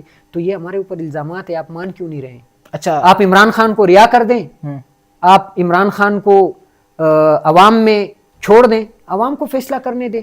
اگر عمران خان غلط ہے اور پاکستان تحریک انصاف کی پالیسی غلط ہے اور ہم کہتے کچھ اور ہے کرتے کچھ اور ہے, تو قوم فیصلہ کر لے گی. قوم کو فیصلہ کیوں کرنے نہیں دے رہے ہیں آپ؟ کیا چند لوگ اگر بیٹھ کے وہ یہ کہیں کہ عمران خان غلط ہے اور پی ٹی آئی ختم ہو گئی اور انہوں نے غلط حکومت کی ہے یا غلط سیاست کی ہے تو ہم مان لیں؟ ہم تو یہ بھی نہیں کہتے ہیں کہ ہماری بات کو آپ مانیں. آئیں میدان میں, سیاسی طریقہ جو ہوتا ہے جس طرح دیگر جمہوری ملکوں میں ہوتا ہے, ہمیں کرنے دیں اس طرح. اچھا, اس ملک میں اس وقت دیگر سیاسی جماعتیں اجتماع کر سکتے ہیں, لیکن پی ٹی آئی نہیں کر سکتی ہے. وہ جہاں بھی نکلتے ہیں, آپ جس طرح ہمارے صوبائی صدر کی مثال دے رہے کہ ان کے اوپر 55 ایف آئی آرز ہے, کیا ایک سیاسی پارٹی کے, ایک جمہوری پارٹی کے صوبائی صدر پہ 55 ایف آئی آرز ہونی چاہیے؟ یہی آپ کے ملک کے لیے, آپ کے نظام کے لیے شرم کا مقام ہے. کیا ایک ملک میں سابقہ وزیر اعظم پہ 300 مقدمات بننے چاہیے تھے؟ آپ نے اس کو 300 غلطیاں کرنے کا موقع دیا. آپ یہ بتا رہے 300 مقدمات بنا کے. تو یہ ویسے ہمارے اوپر الزام ہے. ہم اس ملک میں واقعی میں انصاف چاہتے ہیں. اس ملک میں ہم ایک ایسی تبدیلی چاہتے ہیں جس کے تحت اس ملک کو دوبارہ ایک گلدستہ بنایا جائے. اس ملک کو جس نفرت میں جھونکا گیا ہے, جس طرح کشمیریوں کو آج غدار کہا جا رہا ہے, اسی طرح ماضی میں بلوچوں کو غدار کہا جاتا تھا, پشتونوں کو غدار کہا جاتا. غدار کوئی بھی نہیں ہے. ہمارے جیبوں میں بھی وہی سی این آئی سی ہے جو اس اقتدار کے ایوانوں میں بیٹھے ہوئے فارم 47 کے غلاموں کے پاس ہے, یا جو ڈونلڈ لو کے سائپر پہ عمل کرتے ہیں جو ان کے پاس ہے. ہم بھی اسی دستور کے ماننے والے ہیں جس دستور کا یہ ہمیں بتاتے ہیں کہ آپ تسلیم کریں. دستور کو تو یہ تسلیم نہیں کرتے. ان کا کام تو یہ نہیں ہے کہ رات کے 12 بجے عدالتیں کھلوائے یا فارم 47 بنوائے یا آ کے پریس کانفرنس کرے. آپ کو انڈیا کے آرمی چیف کا نام آتا ہے؟ کیا ہے؟ فیمیل آرمی چیف ہے جی, فیمیل ہے. نام کیا ہے؟ نام ابھی ذہن سے نکل گیا. امریکہ کے آرمی چیف کا کیا نام ہے؟ چائنا کے آرمی چیف کا کیا نام ہے؟ آپ کے آس پاس جتنے ممالک ہیں, ایران کے آرمی چیف کا کیا نام ہے؟ جنگ بھی چل رہی ہے نا کافی عرصے سے. پاسداران انقلاب کے جو سربراہ ہیں. ٹھیک ہے, سربراہ کا نام کیا ہے؟ سربراہ تو ظاہر ہوگا, ہر ملک میں آرمی چیف ہوتا ہے. لیکن ہمارے ملک کے آرمی چیف کو بچا بچا جانتا ہے. ہمارا ملک کیا بنگلہ دیش کی عوام سے پوچھے کہ پاکستان کا آرمی چیف کون ہے؟ اس کی کیا وجوہات ہے؟ یہ انوال اتنے ہیں. یہ ایک پولیٹیشن کی طرح اس نظام میں مکمل انوال ہے. اگر آپ اسی طرح اس ریاست کو چلائیں گے تو مجھے نہیں لگتا ہے کہ آپ اس ریاست کو گلدستہ بنائیں گے, بلکہ آپ اس ملک کو دوبارہ 71 کے ثانیے کا نشانہ بنانے جا رہے ہیں جس کے بہت شدید نقصانات ہوں گے. اچھا, مجھے بتائے گا کہ آپ نے جمال رسانی کے حوالے سے بات کی ہے کہ وہ فارم 45 پہ یا فارم 47 پہ قومی اسمبلی میں بیٹھے ہیں, وہ کمپرومائزڈ ہے. اس کی کیا مطلب بیک گراؤنڈ ہے, کیا پولیٹیکلی اس کی کیا تاریخ ہے؟ دیکھا جائے اس کے والد صاحب سراج رسانی کو شہید کیا گیا, اس کے ساتھ 300 بندے شہید ہوئے, اس کے بھائی اکمل رسانی کو شہید کیا گیا. تو ان کی یہ اسٹرگل آپ کو نظر نہیں آتی کہ آپ کو صرف فارم 47 نظر آ گیا؟ ان کے والد کا ہم احترام کرتے ہیں, ان کی قربانیوں کا احترام کرتے ہیں. اس ملک میں, اس صوبے میں جتنے شہداء ہیں ان کو ہم عقیدت پیش کرتے ہیں. لیکن اس کا مطلب تو یہ نہیں ہے کہ آپ ایک نومولود اس طرح کے شخص کو قومی اسمبلی میں بٹھائے جس نے کسی ایک پارٹی کے سیاسی یونٹ میں بھی کام نہیں کیا ہو. مذاق ہے قومی اسمبلی میں بیٹھنا. اگر جمال رئیسانی واقعی بلوچوں کے حقوق کے لیے وہاں بیٹھے ہوئے ہیں تو یہ جو زیری میں کل سے آگ جل رہی ہے یا سالوں سے جو آگ پورے بلوچ بیلٹ میں جل رہی ہے, ڈیلی بیسس پہ ہمارے شاہراہوں پہ جس طرح کا خون ریز معاملہ چل رہا ہے, تو اس پہ آواز کیوں نہیں اٹھا رہے ہیں؟ اٹھانی چاہیے یا نہیں اٹھانی چاہیے؟ بار کہتے ہیں ہم اپنے شہداء کے ساتھ کھڑے. کون سے شہداء؟ اپنے فوجیوں کے ساتھ کھڑے جو ہمارے لیے اپنی جانیں دیتے ہیں. صرف فوجی شہداء ہیں؟ یہ جو پولیس شہداء 30 پڑے ہوئے ہیں ان کے ساتھ بھی اگر وہ ان کے ساتھ ہے تو آ کے دھرنے میں کیوں نہیں بیٹھتے ہیں؟ وہ کیوں نہیں اپنے وزیر اعظم کو جھنجھوڑتے ہیں؟ کیوں نہیں اپنے وزیر اعلیٰ کو جھنجھوڑتے ہیں؟ کس کا وزیر اعلیٰ اس ٹائم صوبے میں بیٹھا ہوا ہے؟ پیپلز وزیر اعلیٰ صاحب تو کل بھی آئے تھے رات کو. اچھا آئے تھے. عوامی وزراء لوگوں نے کہا نعرے لگانا شروع کر دیے. کس چیز کے لیے آئے تھے؟ ڈیل کرنے کے لیے آئے تھے, مذاکرات کرنے آئے تھے. کیا وزیر اعلیٰ ڈیل کرنے کے لیے ہوتا ہے؟ مسائل سارے حل کر دیے وزیر اس اعلیٰ. طرح کے مسائل پیدا کیوں کیے جاتے ہیں کہ آپ کو آ کے سڑکوں پہ لوگوں کے ساتھ مذاکرات کرنا پڑتا ہے؟ یہ تو کیوں بلوچستان پیدا کی تاریخ ہے, کیا دہشت گردی کا ایک ماحول بنایا آپ. اچھا یہ بجٹ جو دیا جا رہا ہے دفاعی, یہ کس چیز کے لیے دیا جا رہا ہے؟ تو دن رات آپ لوگوں کے تحفظ کے لیے کھڑے بھی ہیں. اچھا ہمارے تحفظ کے لیے کھڑے ہیں, اس لیے ہمارے فورسز مر رہے ہیں. 30 نوجوان جو شہید کیے گئے ہیں, زیارت میرا حلقہ ہے, ٹھیک ہے, اس پہ میں نے الیکشن لڑا ہے, ہزاروں ووٹ میں نے وہاں لیے, مجھے وہاں کے تمام معاملات کا پتہ ہے. وہ گھنٹوں گھنٹوں لڑ رہے تھے, وہ اپنے ریاست سے, اپنے ریاستی ٹول سے, اپنی انتظامیہ سے بار بار رابطہ کر رہے تھے کہ ہمارا اسلحہ ختم ہو گیا ہے, دہشت گرد بار بار ہمارے قریب آ رہے ہیں, لہٰذا آپ مہربانی کر کے ہمیں اسلحہ بھجوائیں. یہ تو ڈی آئی جی سے پوچھنا چاہیے, کمشنر سے پوچھنا ڈی چاہیے. آئی جی کی کیا اوقات ہے بھائی؟ میرے ملک میں وزیر اعظم کی اوقات نہیں ہے, آپ ڈی آئی جی کی بات کرتے. آپ کے ملک کے وزیر اعظم نے ایک بیان جاری کیا کہ میں پیٹرول سستا کرنے جا رہا ہوں. کچھ دیر بعد پیٹرولیم ہاں نوٹیفکیشن جاری ہوتا ہے, پیٹرول مہنگا ہو جاتا ہے. جب اس ملک میں وزیر اعظم کی یہ حالت ہو, آپ ڈی آئی جی کی بات کرتے ہیں, آپ آئی جی کی بات کرتے ہیں. یہ سارا نظام کنٹرول ہے. اگر ہم عوام کو سچ بتانا نہیں چاہتے ہیں تو وہ علیحدہ بات ہے. ویسے سب کو پتا ہے کہ اس ملک میں نہ وزیر اعظم کا کوئی اختیار ہے, نہ اس ملک میں وزیر اعلیٰ کا کوئی اختیار ہے. سارا ریموٹ کنٹرول معاملہ ہے. میں آپ کو مثال پچھلے گورنمنٹ کی دیتا ہوں, حالانکہ وہ فارم 45 کے تھے, فارم 47 کا الزام بھی ان کے اوپر نہیں تھا. جام کمال صاحب اسمبلی سے باہر نکلتے ہیں بجٹ سیشن کے بعد, ان سے میڈیا نمائندے سوال کرتے ہیں کہ آپ کے بجٹ پہ اپوزیشن بڑی سخت تنقید کر رہی ہے. جام کمال صاحب انتہائی قابل شخص ہے, میں ان کا احترام کرتا ہوں. وہ مسکرا کر جواب دیتے ہیں میڈیا کو کہ ابھی تک مجھے بھی پتہ نہیں ہے اس بجٹ میں کیا ہے. اچھا تو اپوزیشن کو کیسے پتا؟ آپ اس جملے سے اندازہ لگا لینا. جب وزیر اعلیٰ کو ہی پتہ نہیں ہے بجٹ میں کیا ہے تو باقی منسٹرز کو پتا ہوگا, بیوروکریٹس کو پتا ہوگا. تو یہ ویسے ایک ٹولز بنائے گئے, کور دیا گیا ہے, باقی کسی کا کوئی اچھا. اختیار پی ٹی آئی والے یہ کہتے ہیں کہ ہم فوج کے خلاف نہیں ہیں, فوج کے اوپر کچھ لوگ بیٹھے ہوئے ہیں, ہم ان کے خلاف ہیں.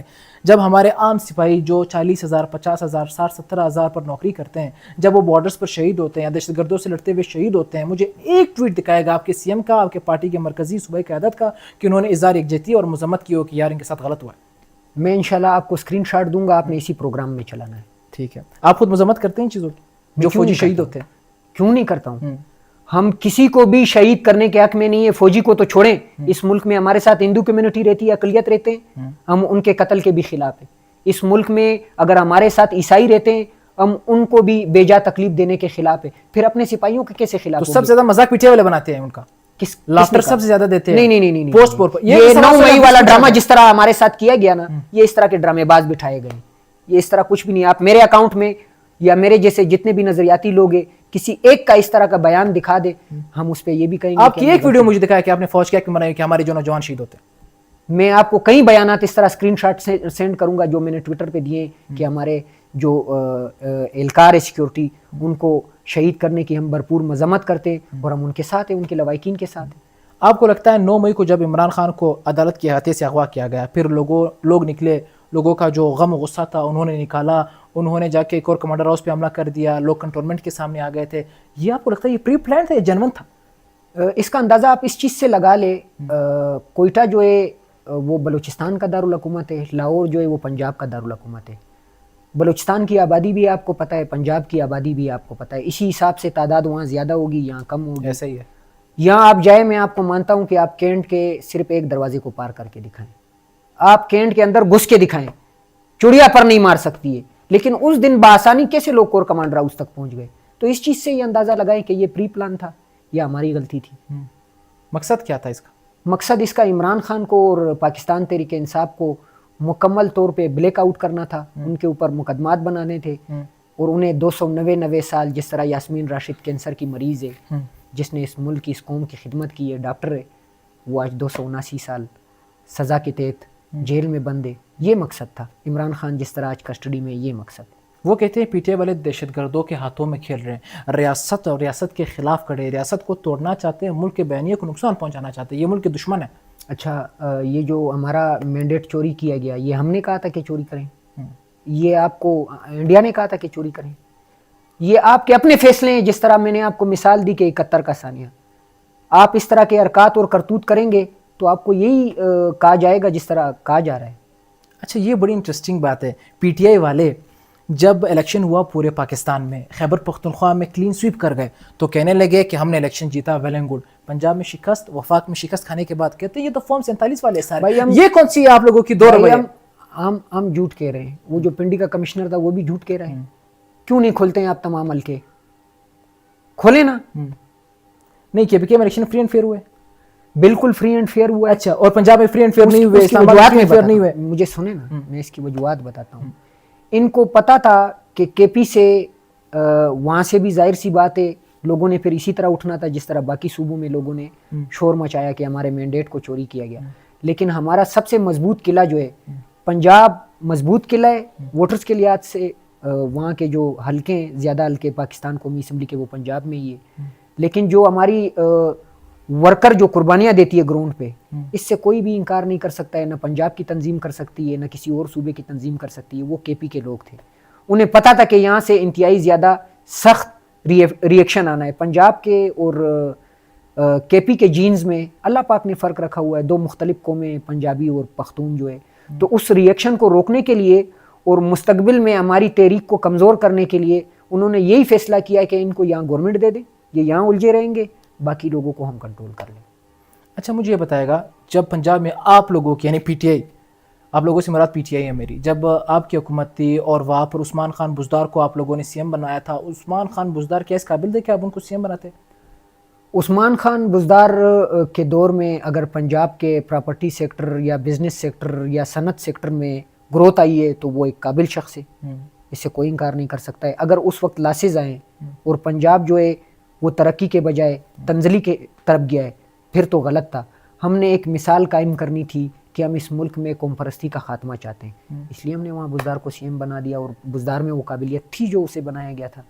اچھا, موجودہ کس وزیر اعلیٰ سے آپ مطمئن ہیں, کس وزیر اعلیٰ کی کارکردگی سے زیادہ مطمئن ہیں جتنے بھی صوبوں میں وزیر اعلیٰ کام کر رہے ہیں؟ میں سہیل آفریدی سے مطمئن ہوں. اس بیس پر کہ وہ کہتا ہے کہ میں عمران خان کی محبت میں مارا جاؤں گا؟ نہیں, وہ عمران خان کی محبت میں نہیں مارا جا رہا ہے. اس بیس میں مجھے اس سے شدید اختلاف ہے.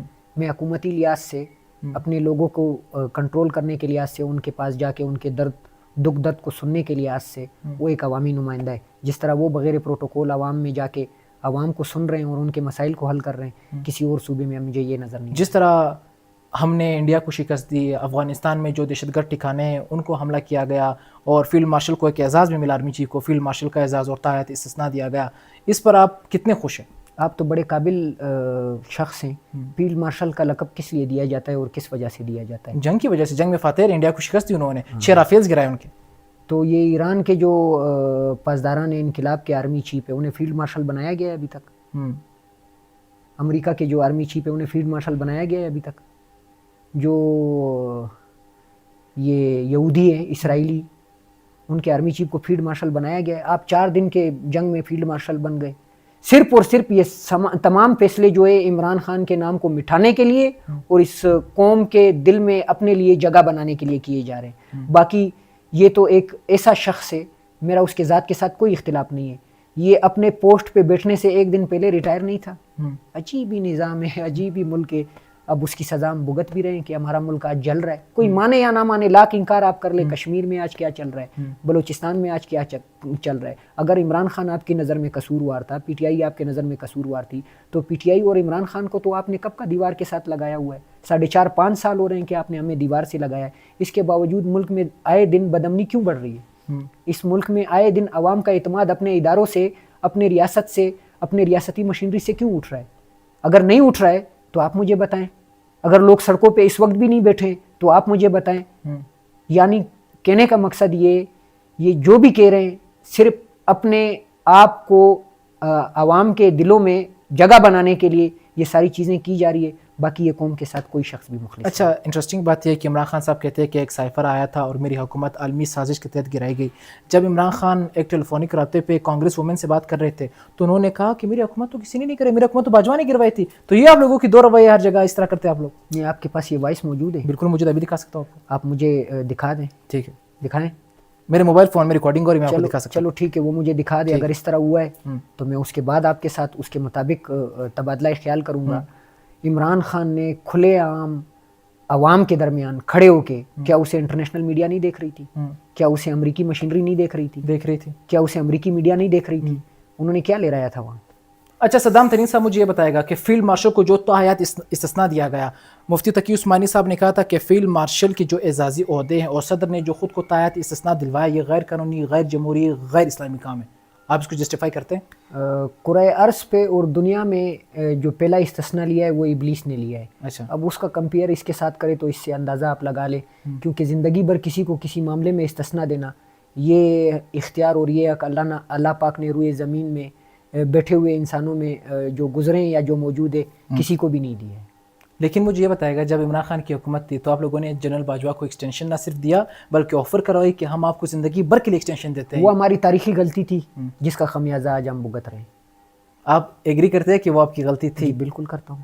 اچھا، جو عدم اعتماد کے حوالے سے بات کی جاتی ہے، ایک طرف یہ موقف ہے کہ انٹرنیشنل ایک سازش تھی، دوسری طرف یہ کہا جاتا ہے کہ جنرل باجوہ کی ایک سازش تھی، تیسری طرف سے یہ کہا جاتا ہے کہ مولانا فضل الرحمان صاحب نے کہا تھا کہ عمران خان آپ کی حکومت جنرل باجوہ نے نہیں، میں نے گرائی ہے.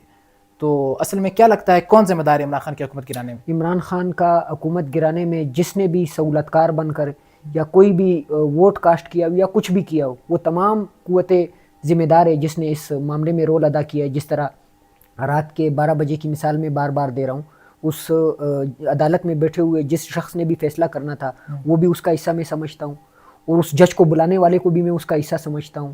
اور اس ملک میں لوگوں کو جو سیاسی لوگ تھے جن کو اکٹھا کر کے عدم اعتماد کیا گیا، جس قوت نے بھی کیا ہے وہ قوت بھی ذمہ دار ہے، اور جو اکٹھے ہوئے ہیں وہ بھی ذمہ دار ہے، اور جس نے حمایت کی ہے وہ تمام قوتیں. خیبر پختونخوا کی جو حکومت ہے، جو لیڈرشپ ہے، آپ سمجھتے ہیں جنرل لیڈرشپ ہے جو عمران خان نے منتخب کیا؟ سہیل افریدی ہے اور باقی جتنے بھی مینا خان ہے اور دیگر دوست ہیں. سہیل افریدی، مینا خان اور باقی جو نوجوان ہیں، ان کے بیک گراؤنڈ میں اگر آپ جائیں یہ تمام آئی ایس ایف سے آئے ہیں.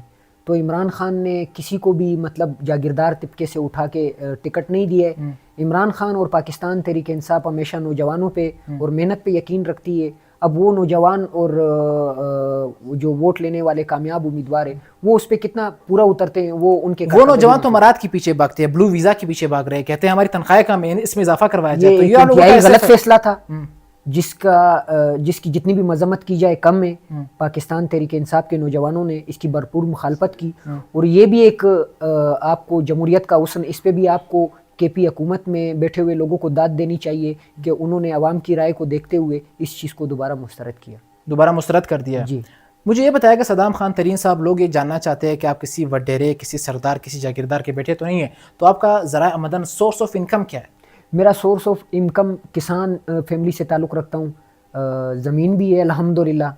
بازار میں میرا تقریباً 7,000 فٹ سے ابو پلاٹ ہے، اس میں کچھ دکانیں بنی ہوئی ہیں، کچھ دکانیں مزید بھی بننی ہیں. یہ اس طرح نہیں ہے کہ میں نے خریدا ہے، یہ میرے باپ نے بھی نہیں خریدا ہے، میرے باپ کے باپ کی جاگیر ہے. تو الحمدللہ اس طرح بھی نہیں ہے. جس طرح لوگ میں ایک عام زندگی گزارنا پسند کرتا ہوں، اس چیز کو دیکھتے ہوئے لوگوں کو یہ لگتا ہے کہ میرے خیال سے اس کے پاس کچھ نہیں ہے. الحمدللہ اللہ پاک نے خاندانی طور بہت کچھ دیا ہوا ہے. مجھے بتایا ریسنٹلی آپ پر کتنے ایف آئی آرز ابھی تک درج ہیں جو آپ کے کیسز چل رہے ہیں؟ میرے پاس کوئی تعداد نہیں ہے، تقریباً لم سم کتنا گیا؟ کوئی تعداد میں آپ کو نہیں بتا سکتا ہوں. سب سے بڑا ظلم جو میرے ساتھ ہوا ہے وہ فورتھ شیڈول ہے. میں ایک سیاسی کارکن ہوں اور انہوں نے دہشت گرد بنا دیا ہے. عجیب ہی نظام ہے جو دہشت گردی کا خاتمہ چاہتے ہیں، جو اس ملک میں امن چاہتے ہیں، جو اس ملک میں رول آف لا چاہتے ہیں. جو وفاق کی آواز ہے اسے فورتھ شیڈول میں ڈالا جا رہا ہے، اور جو اس ملک میں دہشت گردی کر رہے ہیں، جو اس ملک میں ہمارے پولیس اہلکاروں کو شہید کر رہے ہیں، ان پولیس اہلکاروں کے خلاف، ان پولیس اہلکاروں کو شہید کرنے والے مسلح جتوں کے خلاف ہمارے دیگر سیکیورٹی ادارے تمام خاموش ہیں. اگر آپ کو یقین نہیں ہے تو زیارت کا جو معاملہ ہے اس کے تہ تک جائیں. اگر اس طرح نہیں ہوا تو جو جرمانہ آپ کہیں گے میں دینے کے لیے. جتنا سخت موقف آپ کا ہے، اللہ نہ کرے اگر کبھی آپ کو نقصان پہنچایا گیا تو کسی ذمہ دار قرار دیں گے؟ اپنے آپ کو یا کسی فرد کو یا کسی ادارے کو؟ میں الحمدللہ مسلمان ہوں، میں نے کلمہ پڑھا ہے، مجھے اللہ پہ یقین ہے، اللہ پہ بھروسہ ہے. اگر مجھے حسین کے طرح کوفیوں کے درمیان شہید کیا جائے، میرا سر قلم کیا جائے، مجھے وہ قبول ہے. لیکن یزید کی حکمرانی، یزید کا جبر، فرعون کا ظلم، میں کسی صورت بھی اس تسلط کو تسلیم نہیں کروں گا. میں عمران خان کا ادنا سپاہی ہوں، میں عمران خان کا ادنا سپاہی رہوں گا. میں اس کے ساتھ جب تک میری زندگی رہی میں عمران خان کے ساتھ جڑا. اچھا یہ بہت انٹرسٹنگ بات ہے. سید مزمل صاحب نے اپنے ایک ولاگ میں کہا تھا کہ بشرا بیگم ہو, عمران خان صاحب ہو, یا ذرا اپنے بچوں کو نکال کے تو دکھایا ہمیں.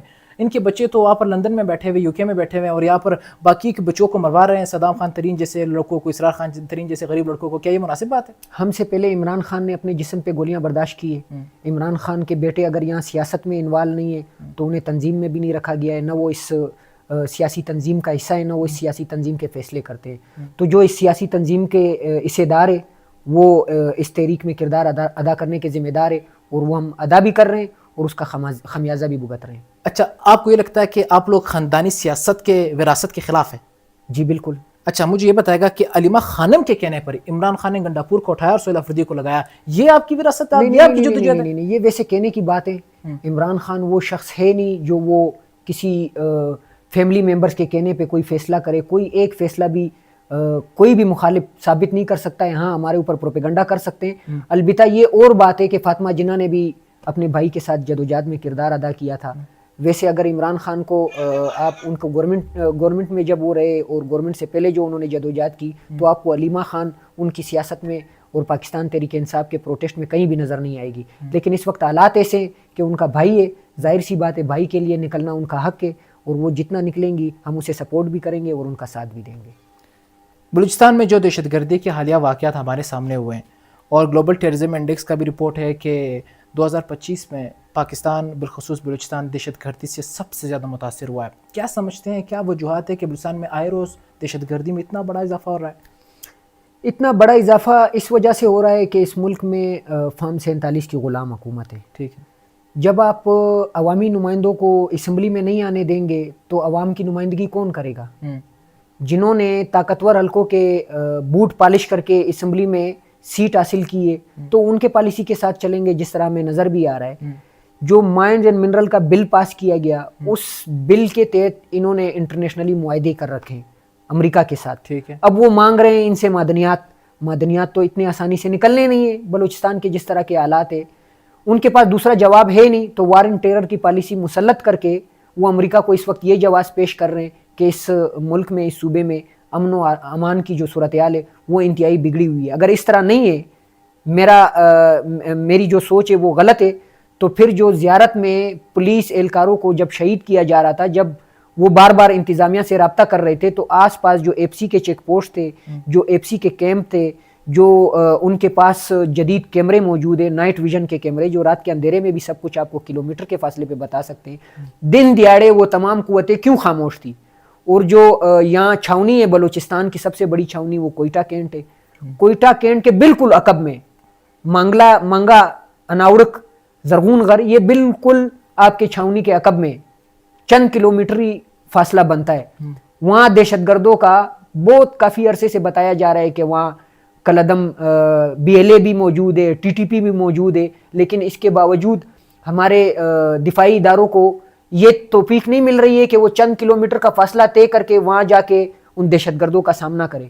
پھر یہ ایک سوچ تو ظاہر سی بات ہے عوام میں پائی جائے گی کہ یہ خود امپورٹ کر کے لائے گئے ہیں اور ایک پالیسی کے تحت ہمارے اوپر آپ کو مسلط کیا جا رہا ہے, تاکہ مکمل طور پشتون بیلٹ کو اور بلوچ بیلٹ کو ٹیک اوور کر کے یہاں کے لوگوں کو, جس طرح منگلہ کے لوگوں کو بے دخل کیا گیا, اپنے گھروں سے نکالا گیا.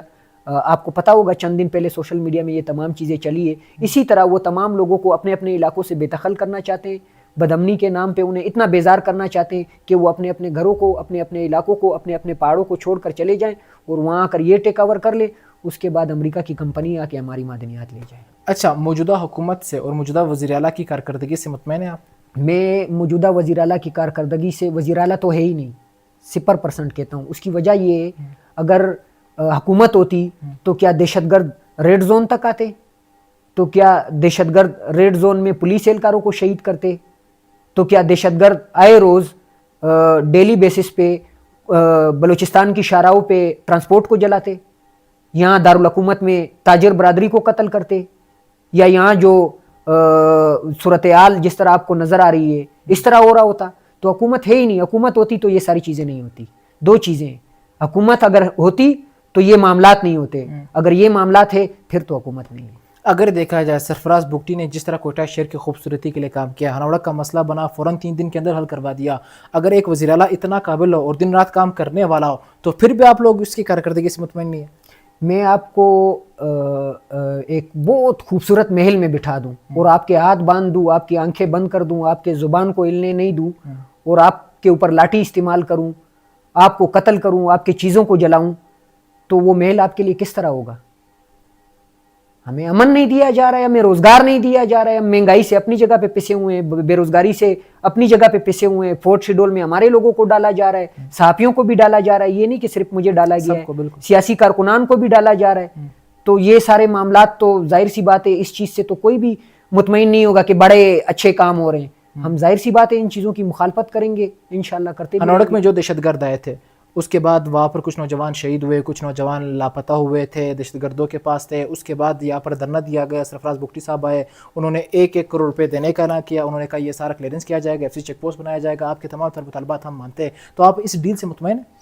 تو کیا آپ اسی طرح لوگوں کو قتل کروائیں گے اور ہر جگہ جا کے جو بین الاقوامی طور ڈالر ملیں اسے پاکستانی پیسہ بنا کے کروڑ کروڑ روپے دیتے جائیں گے؟ یہ تو حل نہیں سمجھتا ہوں میں. اور دوسرا، اگر چیک پوسٹ بڑھانے سے اس چیز کو کنٹرول کرنا، بالکل اگر ہمارے فورسز چاہے کنٹرول بھی کر سکتے، اس میں کوئی شک نہیں ہے، تو پھر زیارت میں اتنے زیادہ چیک پوسٹ ہونے کے باوجود، اتنے بڑے بڑے ایف سی کیمپ ہونے کے باوجود، اتنے زیادہ کیمرے ہونے کے باوجود کیوں کنٹرول نہیں ہو رہی دہشت گردی؟ ضلع ارنائی کے چھپے چھپے پہ جو ایف سی کیمپس ہے، جو ایف سی چیک پوسٹ ہے، وہاں دہشت گردی کیوں کنٹرول نہیں ہو رہی ہے؟ جو چیز مصنوعی ہوتی ہے اسے مصنوعی طریقے سے ہی کنٹرول ہوتا ہے.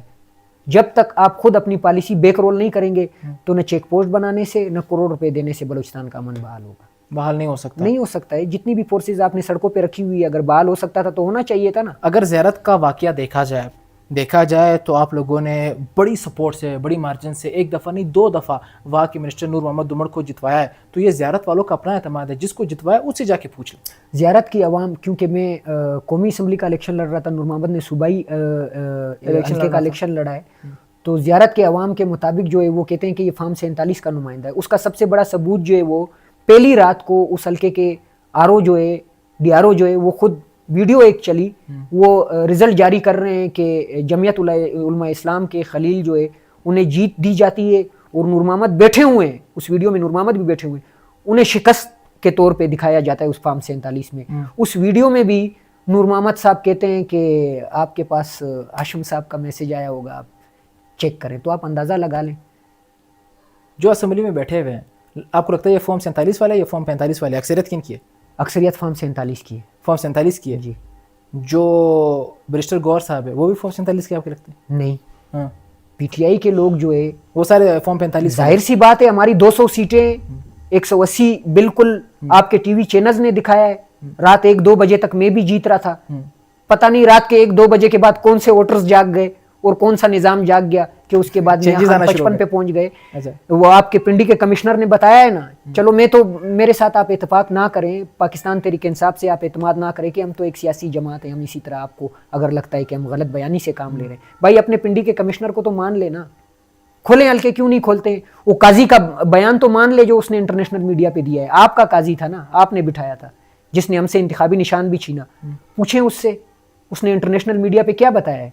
کیا اس نے نہیں کہا کہ میں نے سارے غیر قانونی فیصلے کیے اور یہ سارے فیصلے جو تھے وہ میرے اختیار میں نہیں تھے، میں صرف ڈمی بیٹھا ہوا تھا؟ اچھا، مجھے یہ بتائے گا کہ پشتونخوا نیشنل عوامی پارٹی والے اور خوشحال خان کاکڑ جن کا چیئرمین ہے، وہ فرماتے ہیں کہ یہ جو پشین کا حلقہ ہے یہ اصل میں ہم نے جیتا تھا، مولانا صاحب فارم 47 کے ذریعے بیساکھیوں کی مدد سے ہے. آپ کو لگتا کیا ہے کہ خوشحال خان کاکڑ کا یہ سیٹ ہے، مولانا صاحب اپنی جینون سپورٹ سے آئے؟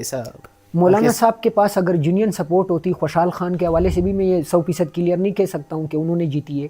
رہ گئی مولانا صاحب کے حد تک کی بات، خوشحال خان تو اس صوبے سے تعلق رکھتے ہیں. مولانا صاحب تو ڈیرہ اسماعیل خان سے اٹھ کے پشین آئے. اگر مولانا صاحب اتنے ہی ان کے ووٹرز طاقتور ہوتے یا وہ اتنے ہی اچھے لیڈر ہوتے تو وہ اپنے آبائی حلقے میں جیتے یا انہیں یہاں نہیں آنا پڑتا.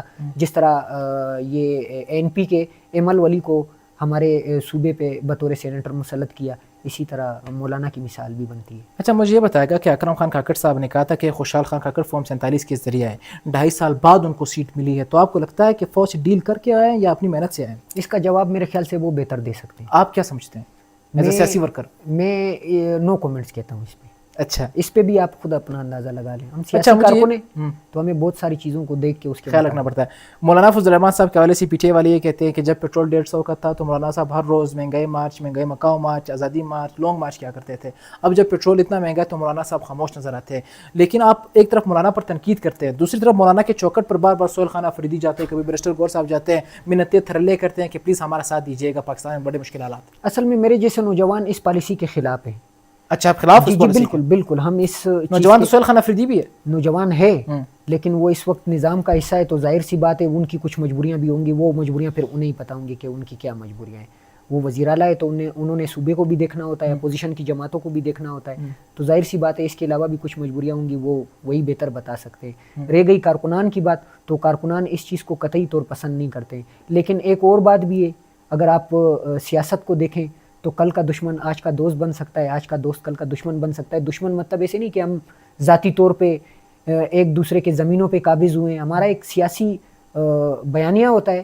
ہم قوم کے جو حقوق ہے اس کے مطابق اگر کوئی لیڈر اچھا فیصلہ وقت کے مطابق کرتا ہے تو ہمارا کام بنتا ہے کہ ہم اسے سرائیں. اگر غلط بنتا ہے تو وہ کوئی بھی ہو، ہمارا کام بنتا ہے کہ ہم اس کی مخالفت کریں. محمود خان اچکزئی صاحب، ایک دور ایسا تھا کہ عمران خان کنٹینر پر کھڑے ہو کر محمود خان اچکزئی کا مذاق اڑاتے ہیں، ان کا لباس کا مذاق اڑاتے ہیں. حالانکہ لباس تو پشتونوں کا ہے. آج جب وہ مشکل میں ہے تو محمود خان اچکزئی ان کے ساتھ کھڑے، اور عمران خان نے ان کو صدر کے لیے بھی تعینات کیا تھا کہ ان کو صدر کے عہدے کے لیے رکھا جائے، اور اس کے علاوہ اپوزیشن لیڈر بھی ان کو منتخب کیا. تو آپ سمجھتے ہیں محمود خان اچکزئی ایک بہترین اپوزیشن لیڈر ہے؟ اس وقت جو وہ اسمبلی میں جس طرح بات کر رہے ہیں تو وہ ایک اچھا بیانیہ پیش کر رہے ہیں، لیکن مزاحمتی طور جو اسے کرنا چاہیے، میں یہ سمجھتا ہوں، یہ میرے پارٹی کا بیانیہ نہیں ہے، میں اپنا ذاتی آپ کو بتا رہا ہوں، میں یہ سمجھتا ہوں کہ وہ بہتر ہونا چاہیے.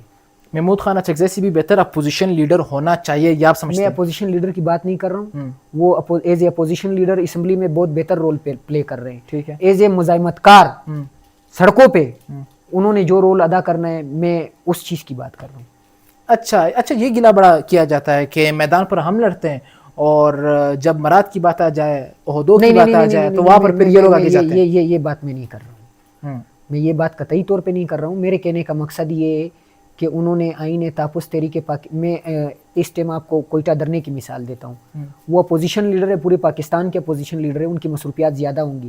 انہیں آج بلوچستان میں ان پروٹیسٹر کے ساتھ ملاقات کرنی چاہیے تھی. آئین تحفظ تحریک پاکستان کی جتنی مرکزی لیڈرشپ ہے انہیں یہاں کے ان کے ساتھ بیٹھ کے ان کے دکھ درد کو سن کے اس کے مطابق پریس کانفرنس کرنی چاہیے. اس طرح کے معاملات میں صدام خان ترین کی بڑی انٹرسٹنگ بات ہے کہ جو بلوچستان میں اس وقت حالات یا واقعات رہنما ہو رہے ہیں تو ہونا تو یہ چاہیے تھا کہ محمود خان اچکزئی صاحب یہاں پر آتے، خوشحال خان راجہ ناصر عباس صاحب، گوہر صاحب.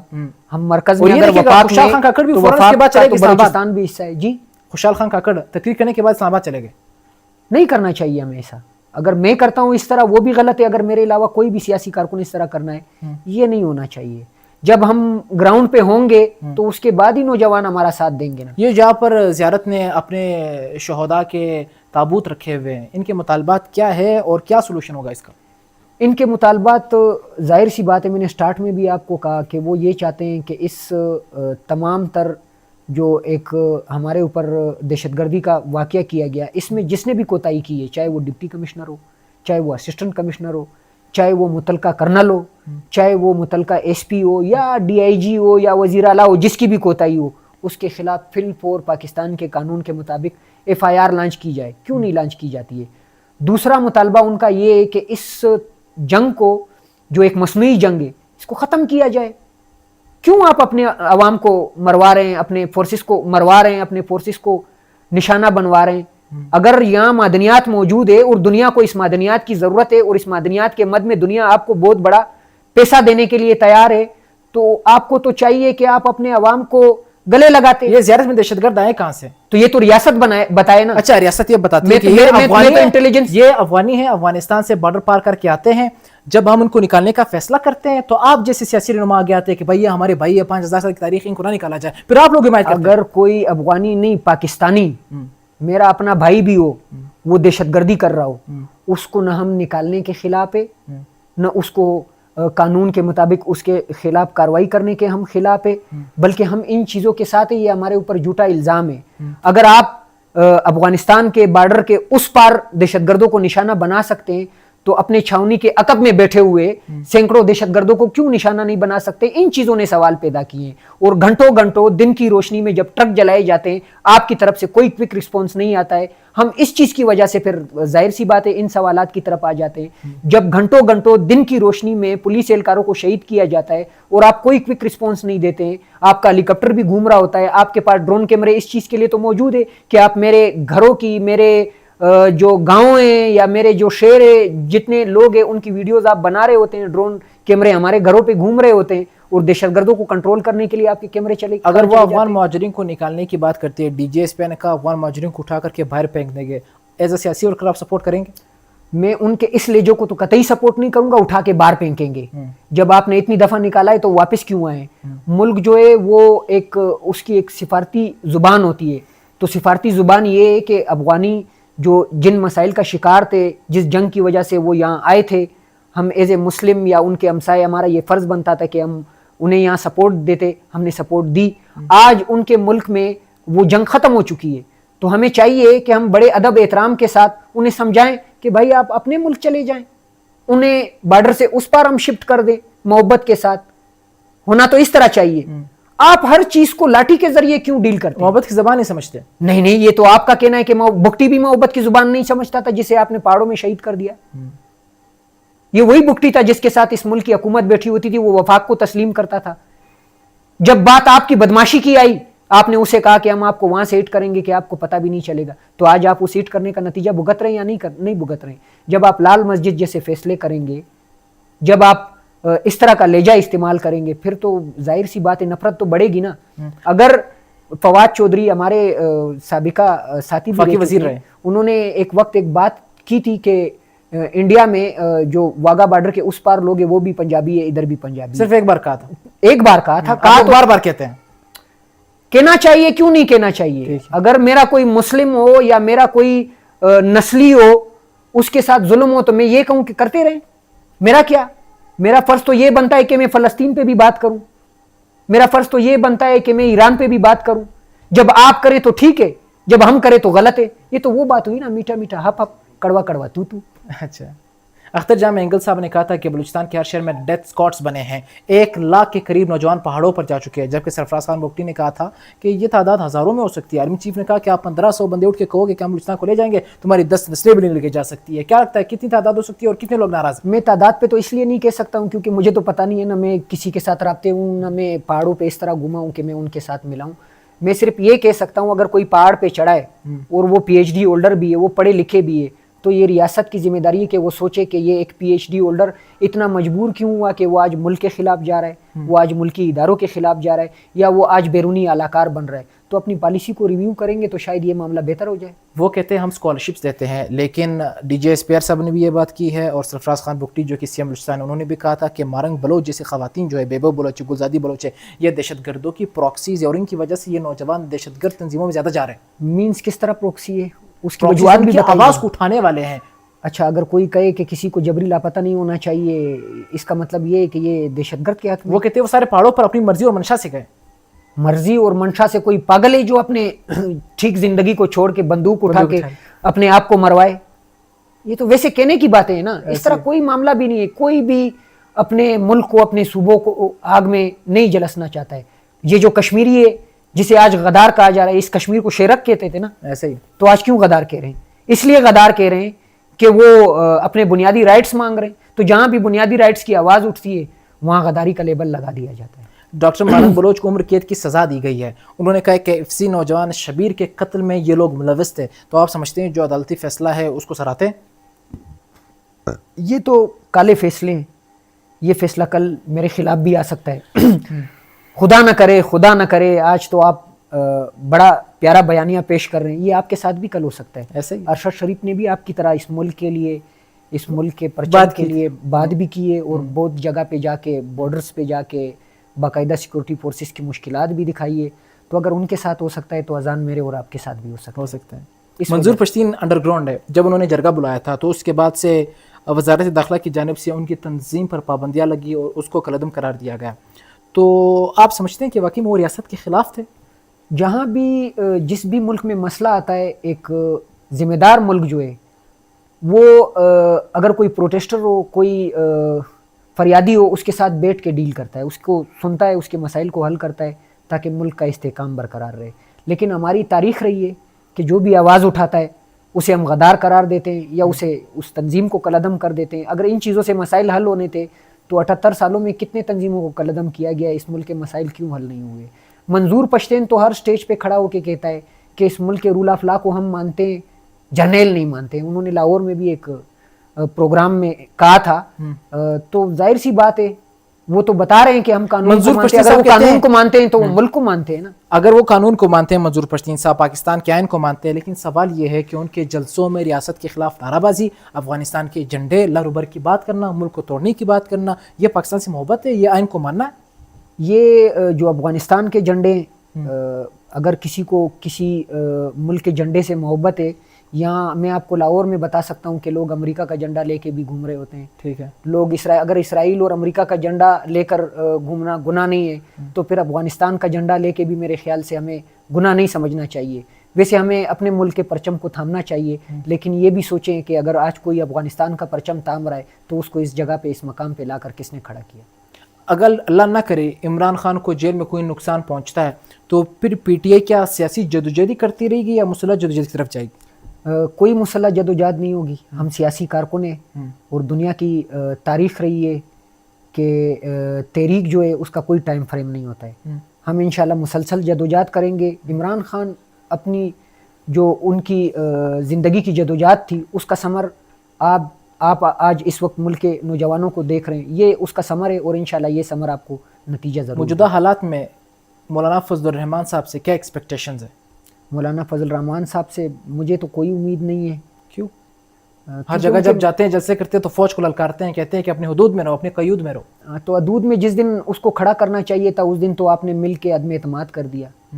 عملی طور تو آپ کچھ اس طرح سے نہیں کر رہے ہیں جس طرح آپ سٹیج پہ کہتے ہیں نا. عملی طور اگر آپ کریں گے تو پھر اچھی بات ہوگی. ہم آپ کو لگتا نہیں کہ وہ ایک پاورفل لیڈر ہے, سیاست کے بادشاہ ہے؟ یہ تو بہت سارے لوگ اس ملک میں کہتے ہیں. اگر وہ سیاست کے بادشاہ ہوتے, سیاست کا مطلب تو خدمت ہوتا ہے, پھر تو اس ملک میں عوام کی خدمت ہونی چاہیے تھی.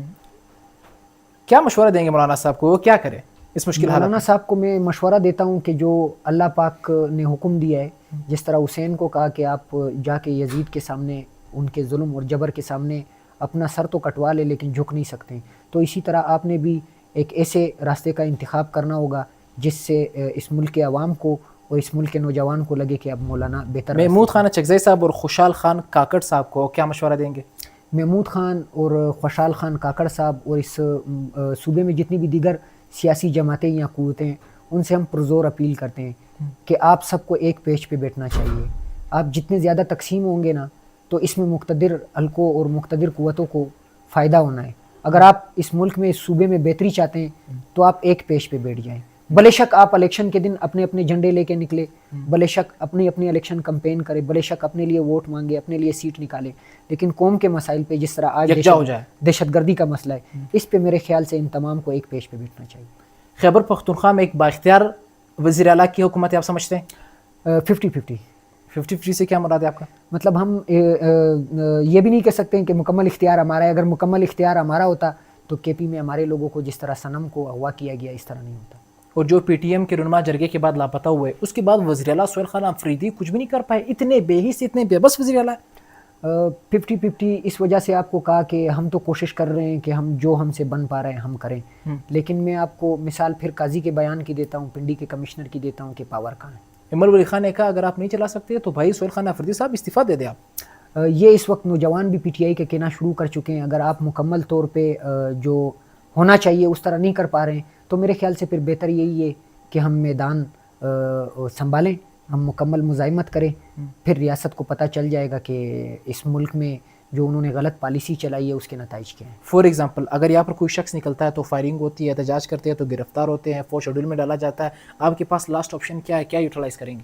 ہمارے پاس لاسٹ آپشن تو دوسرا کوئی ایسا آپشن نہیں ہے کہ ہم مسلح جدوجہد کریں. ہمارے پاس یہی پہلا اور آخری آپشن ہے اور انشاءاللہ مرنے دم تک ہم اس آپشن کو استعمال کرتے ہیں. عوام کو کیا پیغام دیں گے؟ عوام کو میرا یہی پیغام ہے کہ خدارا جہاں بھی آپ کے حقوق کے لیے جدوجہد ہو, جس طرح آج کوئٹہ میں دھرنا بیٹھا ہوا ہے, آپ لوگوں نے تمام تر چیزوں سے بالاتر ہو کے، قوم پرستی سے، علاقہ پرستی سے، صوبہ پرستی سے مظلوم کو سپورٹ کرنا ہے.